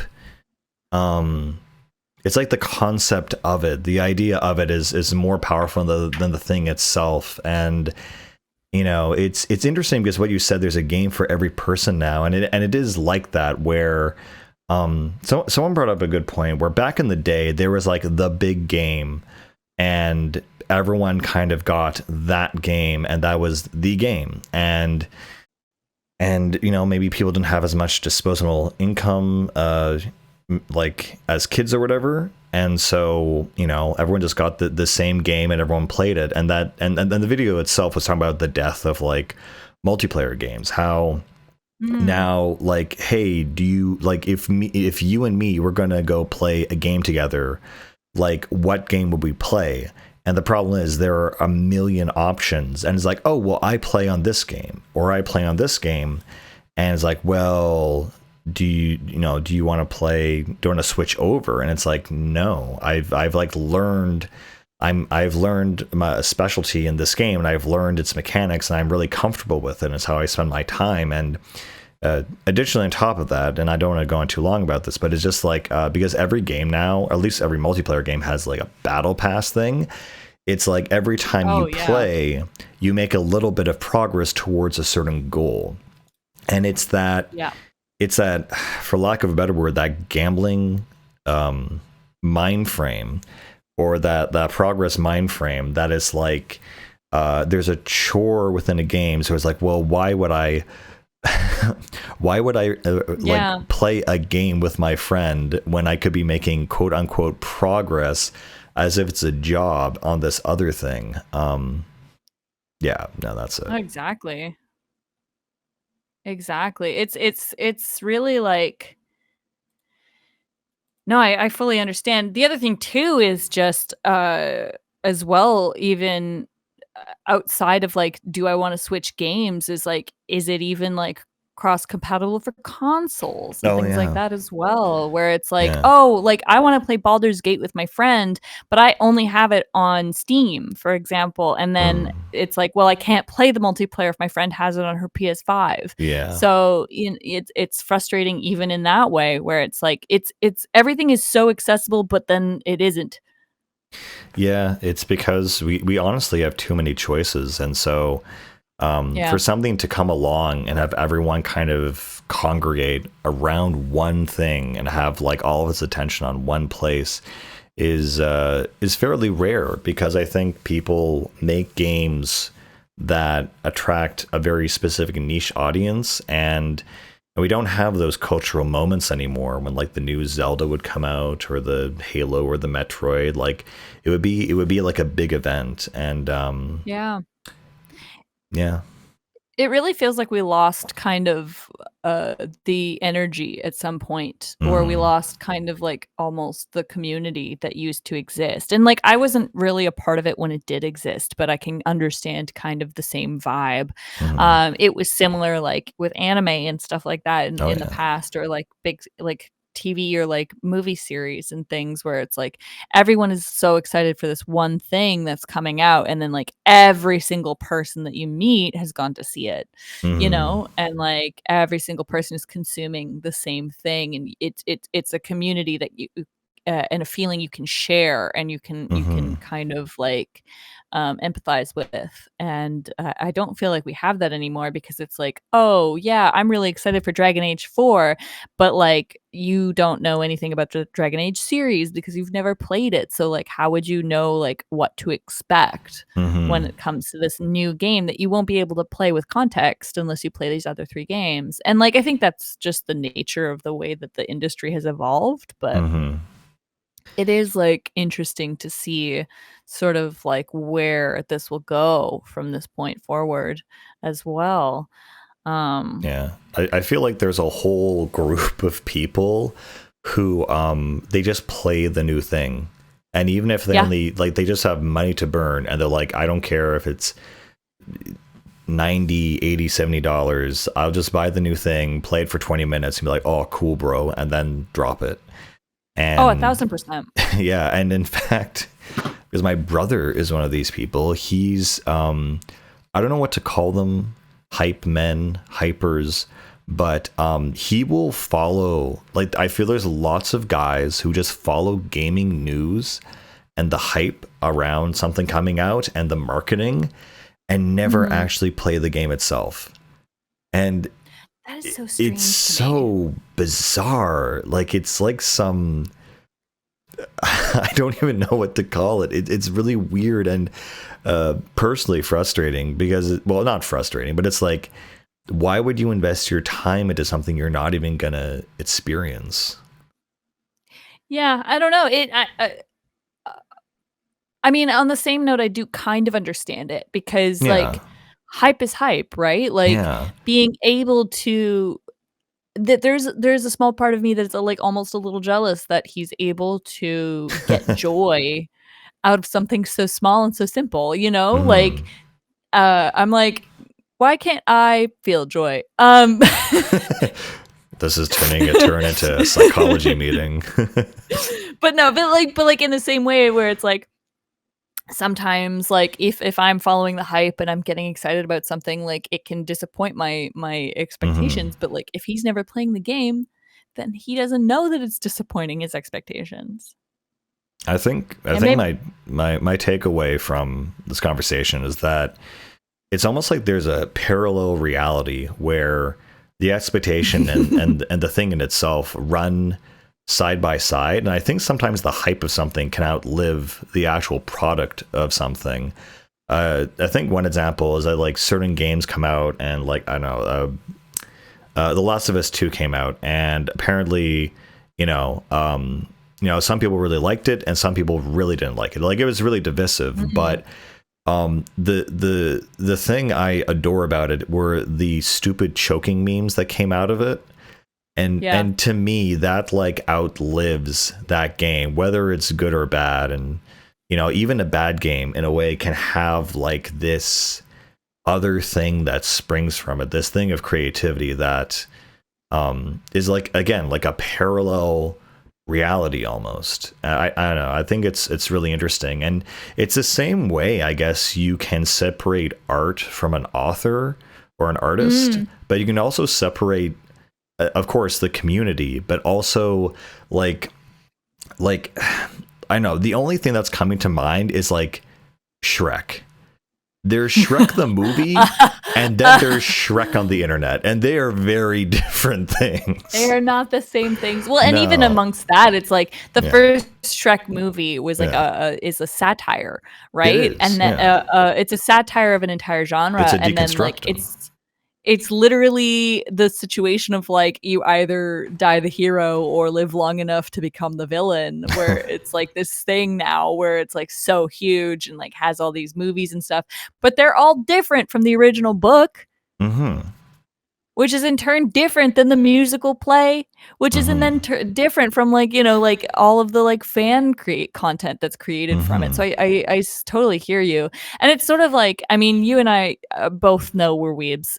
That is what it is. It's similar how we have to like sometimes separate fandom from content. All the time. Right? In fact, I usually view fandom as like, it's funny because the fandom are literally the fans. They literally are the flesh and blood human beings who enjoy the same thing I enjoy.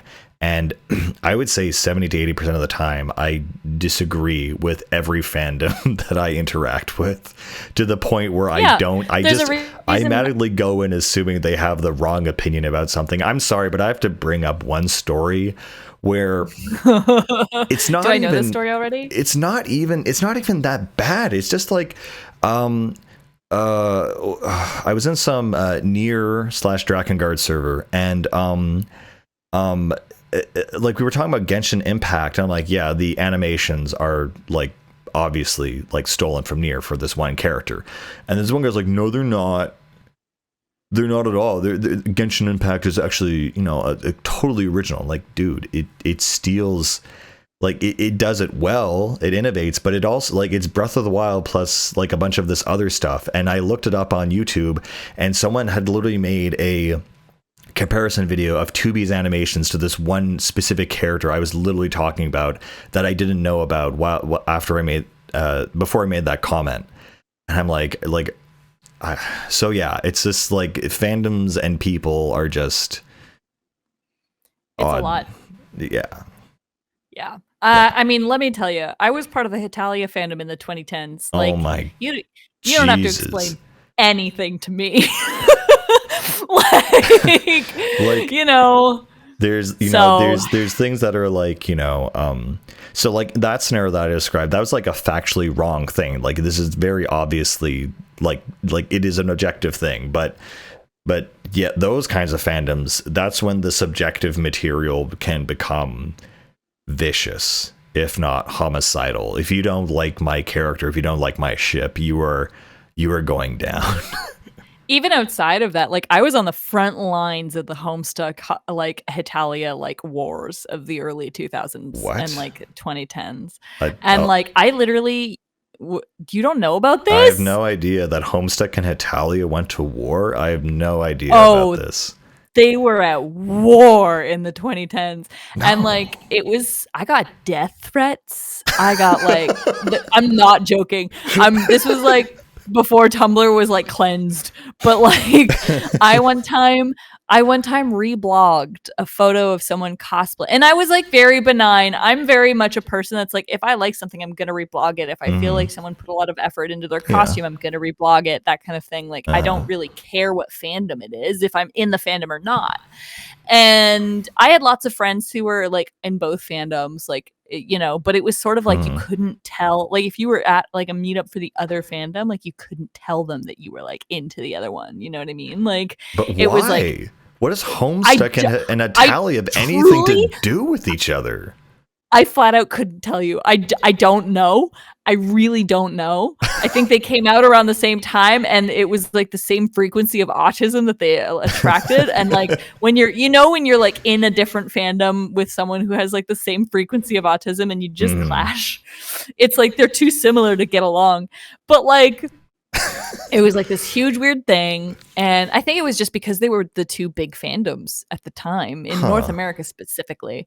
But and they were both awful and toxic. But I one time reblogged a photo of a Homestuck cosplayer. Like she was like underwater. It was like really impressive. I was like, this is so fucking cool.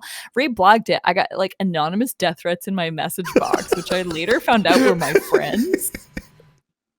Who were like, how dare you reblog this Homestuck thing? You don't even read Homestuck. You don't even like Homestuck. And I was like, but I appreciate good cosplay. Like it was absolutely batshit bananas. Like it was fully crazy. I don't to this day understand it. And like I don't want to, honestly. But like it was like this whole big thing, and like, it had nothing to do with the original series. Like it had nothing to do with these 5-minute episodes of like like countries personified as people and stereotypes. It had nothing to do with like the online comic that people were like reading. Like it truly was just like these weird like teens not being able to like let other people enjoy things, I guess. This I is don't literally really know. stop liking what I don't like. Yes, literally. That's what it was. And like I find that in fandoms, even today, it's a bit like that, but like people are a lot more laissez-faire. Also because like the internet and like the con scene, for example, were just so much more lawless back then. Oh yeah. There were no rules. No. Everything was free game. I remember like fucking forums and shit, and from like the 2000s and 2010s, and like the forums with the pictures attached and the quotes underneath and the long ranting, the long rants. I used to do like text-based role play on these websites. Okay. And like would go through and like would role play as like characters from shows and like games that I would go through and screenshot like different expressions for them and have a whole folder full of like different micro expressions from like whatever media, and then I would like post those with the post so that they would know what expression the character, like it was. Oh, that's powerful. I've only done that with one character, and it's Kuroki Tomoko from It's Not My Fault I'm Not Popular. That's hilarious, and I love that. Yeah. For me, a lot of Naruto, a lot of Bleach, a lot of like anime stuff. I did Link once, even though I never played a Legend of Zelda game in my entire life, and it was purely just me posting the words yeah, yeah,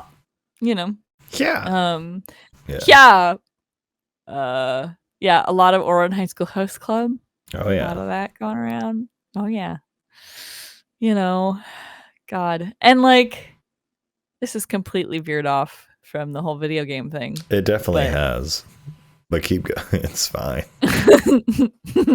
I mean, so I used to do this on like these like forums called. There was one in particular called Doll Wizard, which also had a dress up game attached to it, so you could like make your own characters like in the Doll Wizard, and then you could like throw them into your like RPs and stuff, which was fun. And then also Neopets forums, of course. And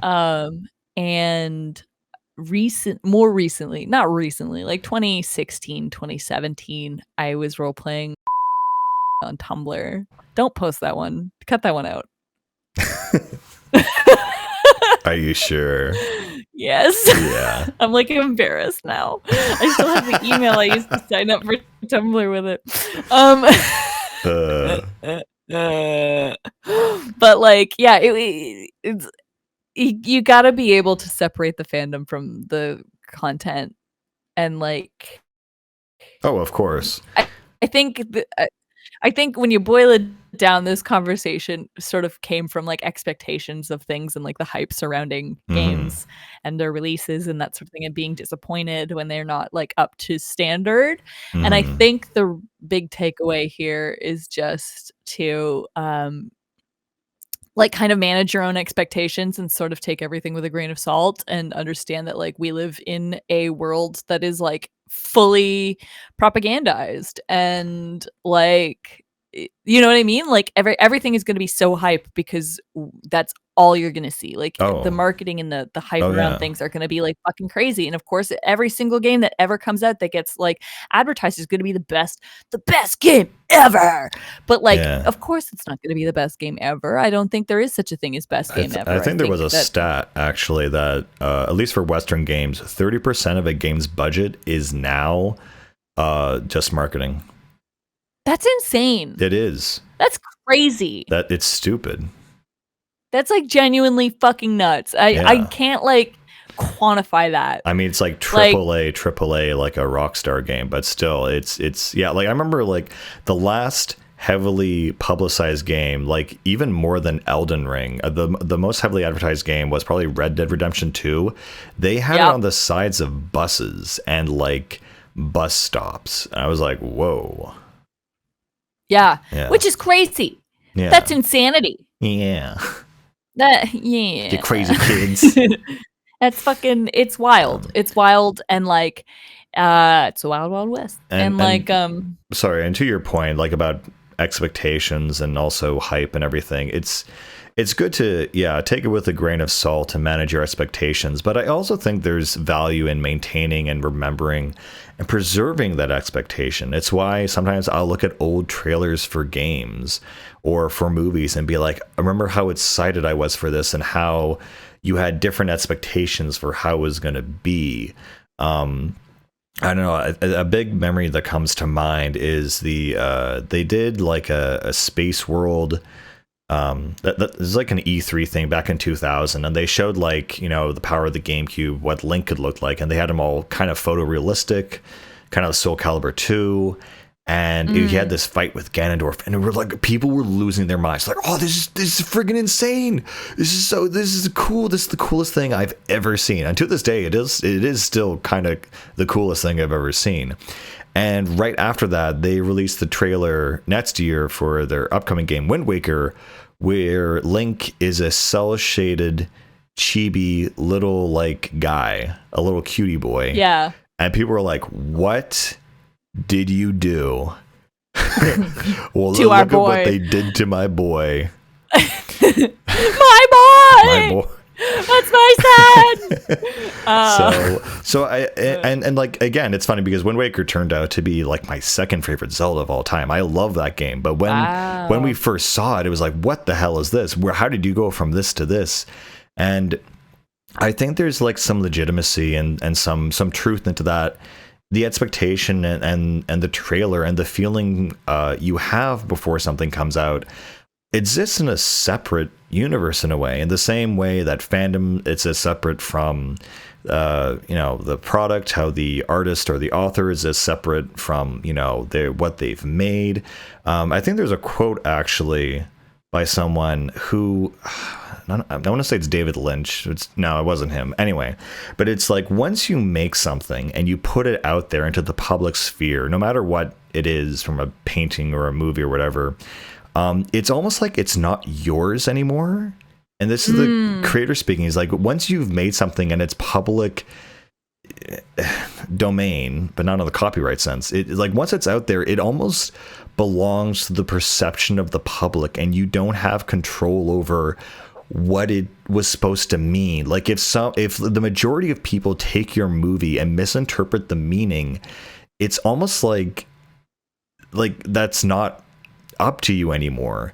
Even like, no, this is supposed to mean this, but if everyone else thinks it means something else, and they all project it onto it, it's kind of like it's a weird thing where it transforms into something else, and it's like, well, I just wanted to make a movie about, like, you know, this plumber guy or something, and you're all looking way too deep into this, and it's kind of like those two separate things exist, and you just have to be like, that's okay, and there are these separate universes in that sense. Absolutely. I mean, I've definitely heard that quote before, and I do think there is truth to that. I definitely feel like it's still like as a creator myself, it's sort of like in my heart, it still belongs to me, and it will still like mean what I want it to mean. It just doesn't I think the thing to remember is that like it will mean different things to different people. The same way that like different games are meant for different people, different genres, different, you know, stories, different characters. It's like you and I can enjoy the same content and still completely come out with different messages. Like you know, like there's no way to sort of make it so that every single person is going to understand the message you were trying to put forth in the same way. And I don't think you would want to. Like why would you ever want to take away the understanding that people have of the world and like the way that their experience and their perspective like changes the way that they consume the media? It's interesting because the overarching point we're making is the subjective over the objective. It's like, you know, I have this specific interpretation of this thing, and it's like I would have never thought of that, and it makes me laugh because there are certain pieces of media where someone has like really thought about this a lot. They put all this, you know, layer of backstory into it, and people are just like, I don't care, or like it's just about some guy, and I don't care to know more about it. And then people will make things like about a guy just punching demons, and they'd be like, "Oh, but this implies this," and they'll like overread everything into it.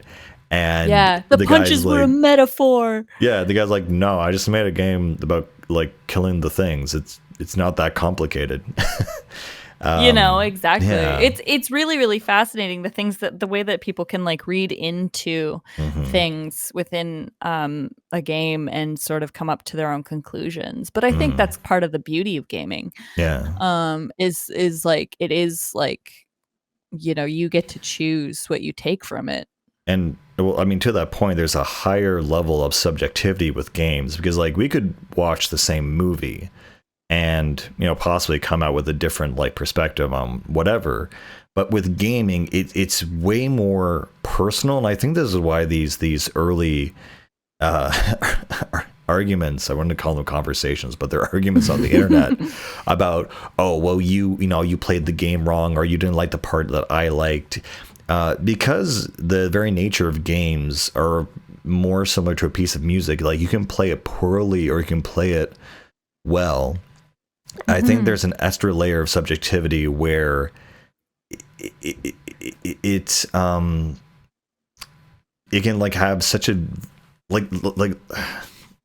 I'm stumbling, but it can have such a variance. It can be so different depending on how you actually play this part, and it's not just a matter of interpreting and viewing, but also how you know, control and engage with it.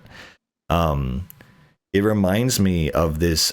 If you haven't seen it, I'll send you. But this amazing video, almost a documentary on like an internet drama, where there was like the official soundtrack to Paper Mario. All right, okay. Something pretty innocuous, and some guy made a comment where it was like, "This song's pretty good, but not as good as this other song." And this one comment started like apparently one of YouTube's like it spawned 182 like replies between these two people arguing about like which Mario game is better, all based on this like soundtrack video, and they're arguing for like weeks on end, and apparently it took over the course of a year that they kept arguing over this petty little thing on the subjective point.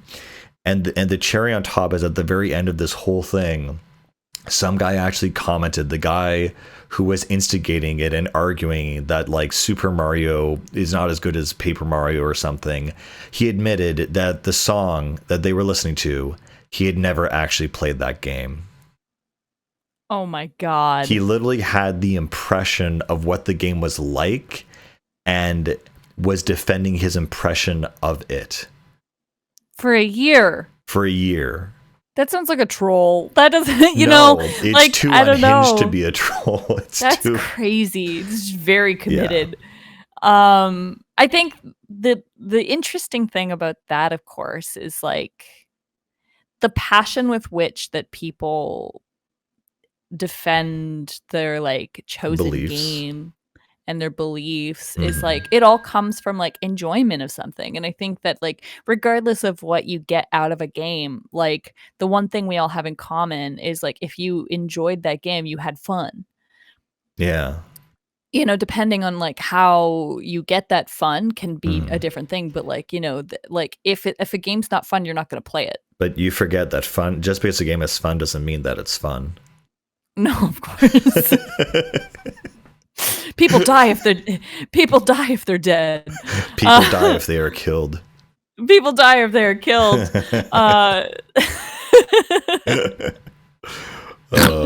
Classic. Oh, fuck. That's so good. But it's I think at the end of the day, it's like, why do we even play a video game? And I think it's like, I mean, obviously it's a form of escapism, as any kind of media is. Especially one that has like a plot that is so different, or like a world that is so different from the one that we live in. That's why I play them personally. I play them so that I don't have to think about like work, and I don't have to think about how it's snowed like a foot last night, and I don't have to go outside, and I don't have to like worry about the world that I'm living in currently. I just have to think about like learning more about the world that exists within this console. And I mean, it's the same way that I used to consume books. Like it's essentially the same thing. It's just in a different like format. And I mean, I find that fun. I don't know about y'all, but worlds are cool. You dive into something and you almost like I mean, it's the same thing with role playing, right? You enter into like a different mode, and it's a different I don't know, a different viewpoint, a different perception. It's an immersion where you don't have to think about your own personal problems, and you can just focus on being someone else and thinking about things in a way that maybe you wouldn't have thought if you were you. And it's yeah. Sorry, my brain stopped again. It's okay, I'll talk. But I think it's also a reflection of who we are as people, because as I've really tried to, or I've come to experience that, different people like different games, and then that art that you enjoy is, I think, is a reflection of yourself and what it says about you, and also the person who possibly made it, or the people who made it. It's like different people like different things, and in a way, if you zoom out, you eventually see these patterns of people, and you begin to understand there's something about yourself that you either reflect or is reflected in your favorite piece of media. And I think that thing is, I don't know, it's unique. It says something about your soul in a way. It's like there's something here that I can feel like I love this thing. It could be the dumbest thing to someone else, but for some reason I love it. And I think there's something just fascinating about that, because it tells us who we are at the end of the day.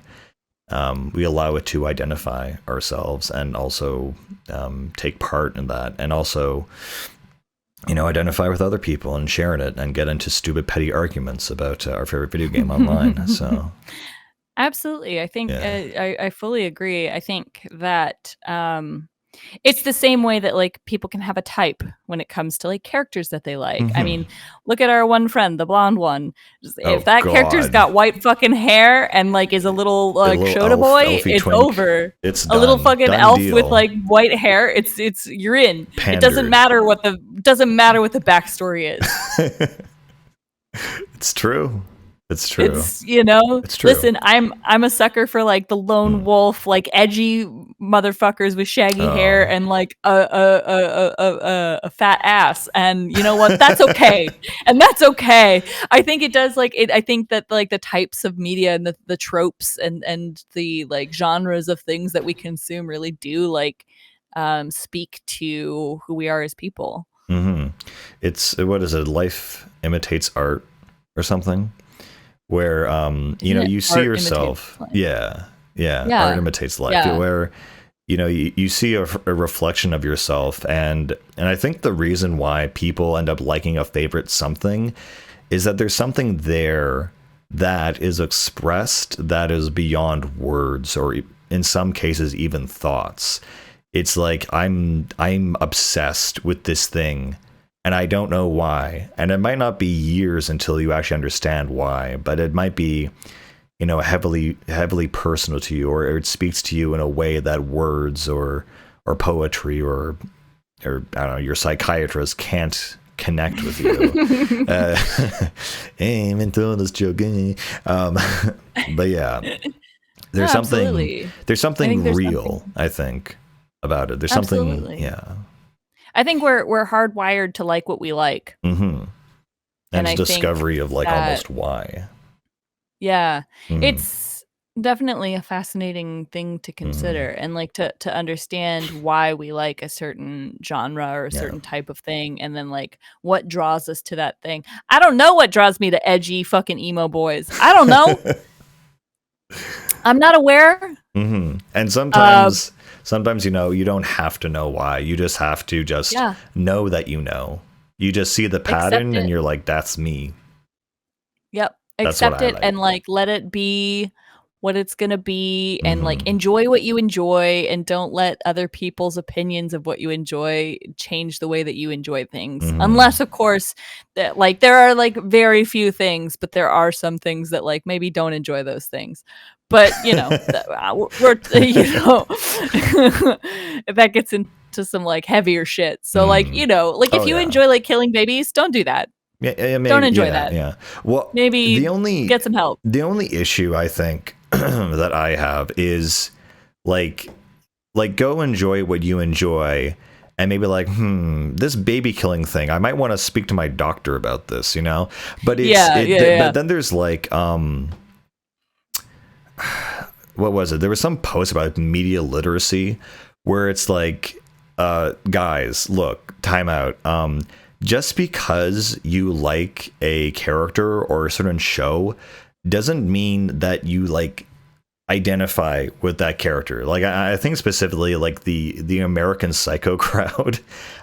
Yeah. Like people have this thing where like, oh, they're idolizing this killer. How could they? It's like, no, it's not that black and white. It's not that simple. It's there's something about that character that they enjoy, but and also like American Psycho is it's kind of a nuanced story. Like I forgot what it was like, but the whole thing is like, it's very psychological because it turns out he hallucinates most of it, but I digress. It's I don't like the whole, if you like this piece of media or if you have this opinion, you are evil and must be destroyed. I just think to literally what you just said, we should allow people to like what they like, and then if you disagree with them, then go ahead and then kill the Homestuck people. And the Italians go to But war. listen.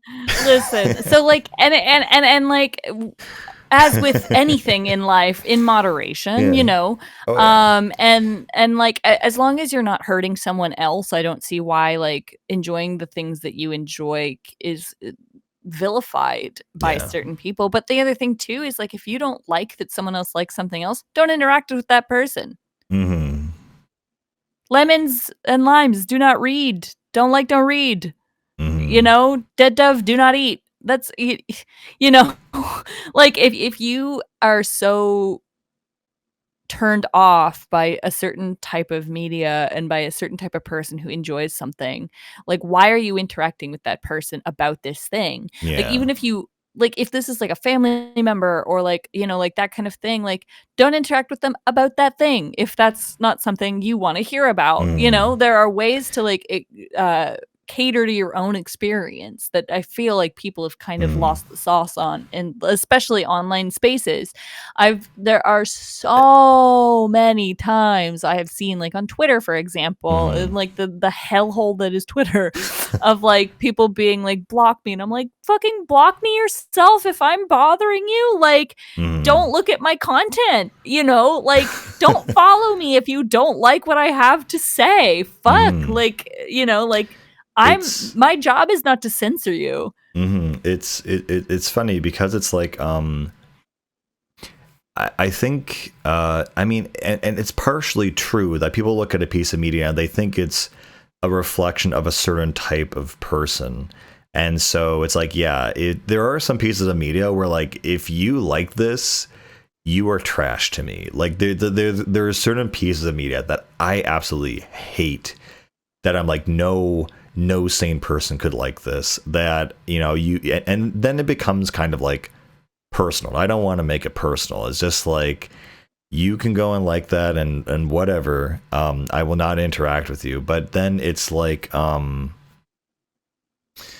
on, I was going somewhere with this. You shitting on me for liking My Little Pony?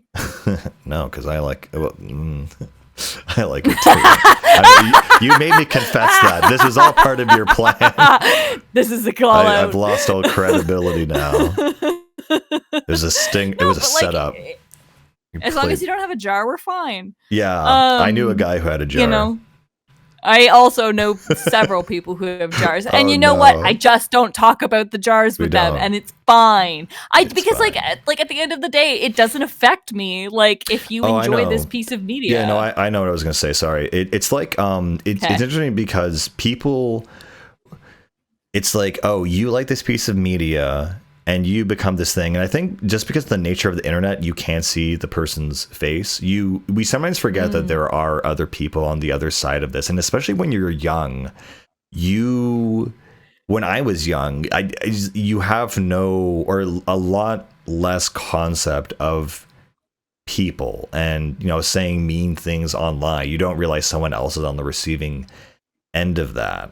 And it's almost like you just confer the idea with the individual that, you know, this game that I can afford is a piece of garbage, and I need to like justify that by arguing with everyone who's played it and tell them, no, you didn't actually enjoy it. You were just deceived into thinking you were having fun, or something completely deranged like that.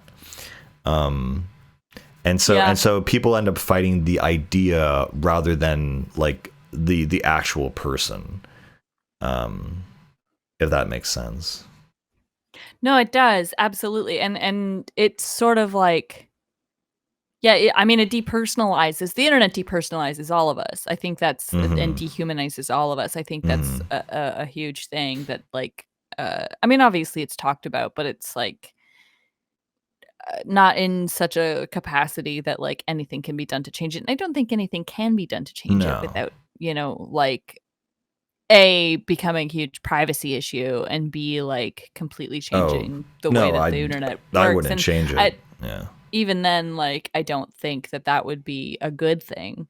But yeah, I definitely agree. It is sometimes hard to remember that there's other people on the other end. Yeah, that's all I had, really. Yeah.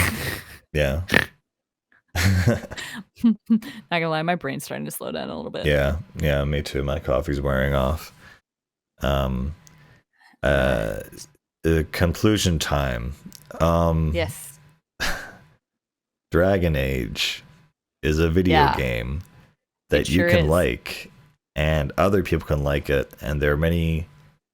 Yeah, my brain is like a potato. There are many facets to enjoying a game or a series of games. Many I think, faucets, and I think indeed. Facets. There's no you. Got him. Ladies and gentlemen, we got them. But I think there are many facets to enjoying a game or a game series, and it doesn't necessarily need to be the same for every person who's experienced that game. And I think that, people should be allowed to enjoy what they enjoy. And for me personally, it has to do with character and narrative and backstory and lore and just like general world building. I think if you've built an interesting world and you've put good characters in it, then the story will kind of be what it is, and that's what I like. Yeah. And I think that no matter what, you should like what you like, and try not to get into internet arguments, but I think people should be genuine. And just because something is hyped up doesn't mean you have to like it. You should just be genuine about it.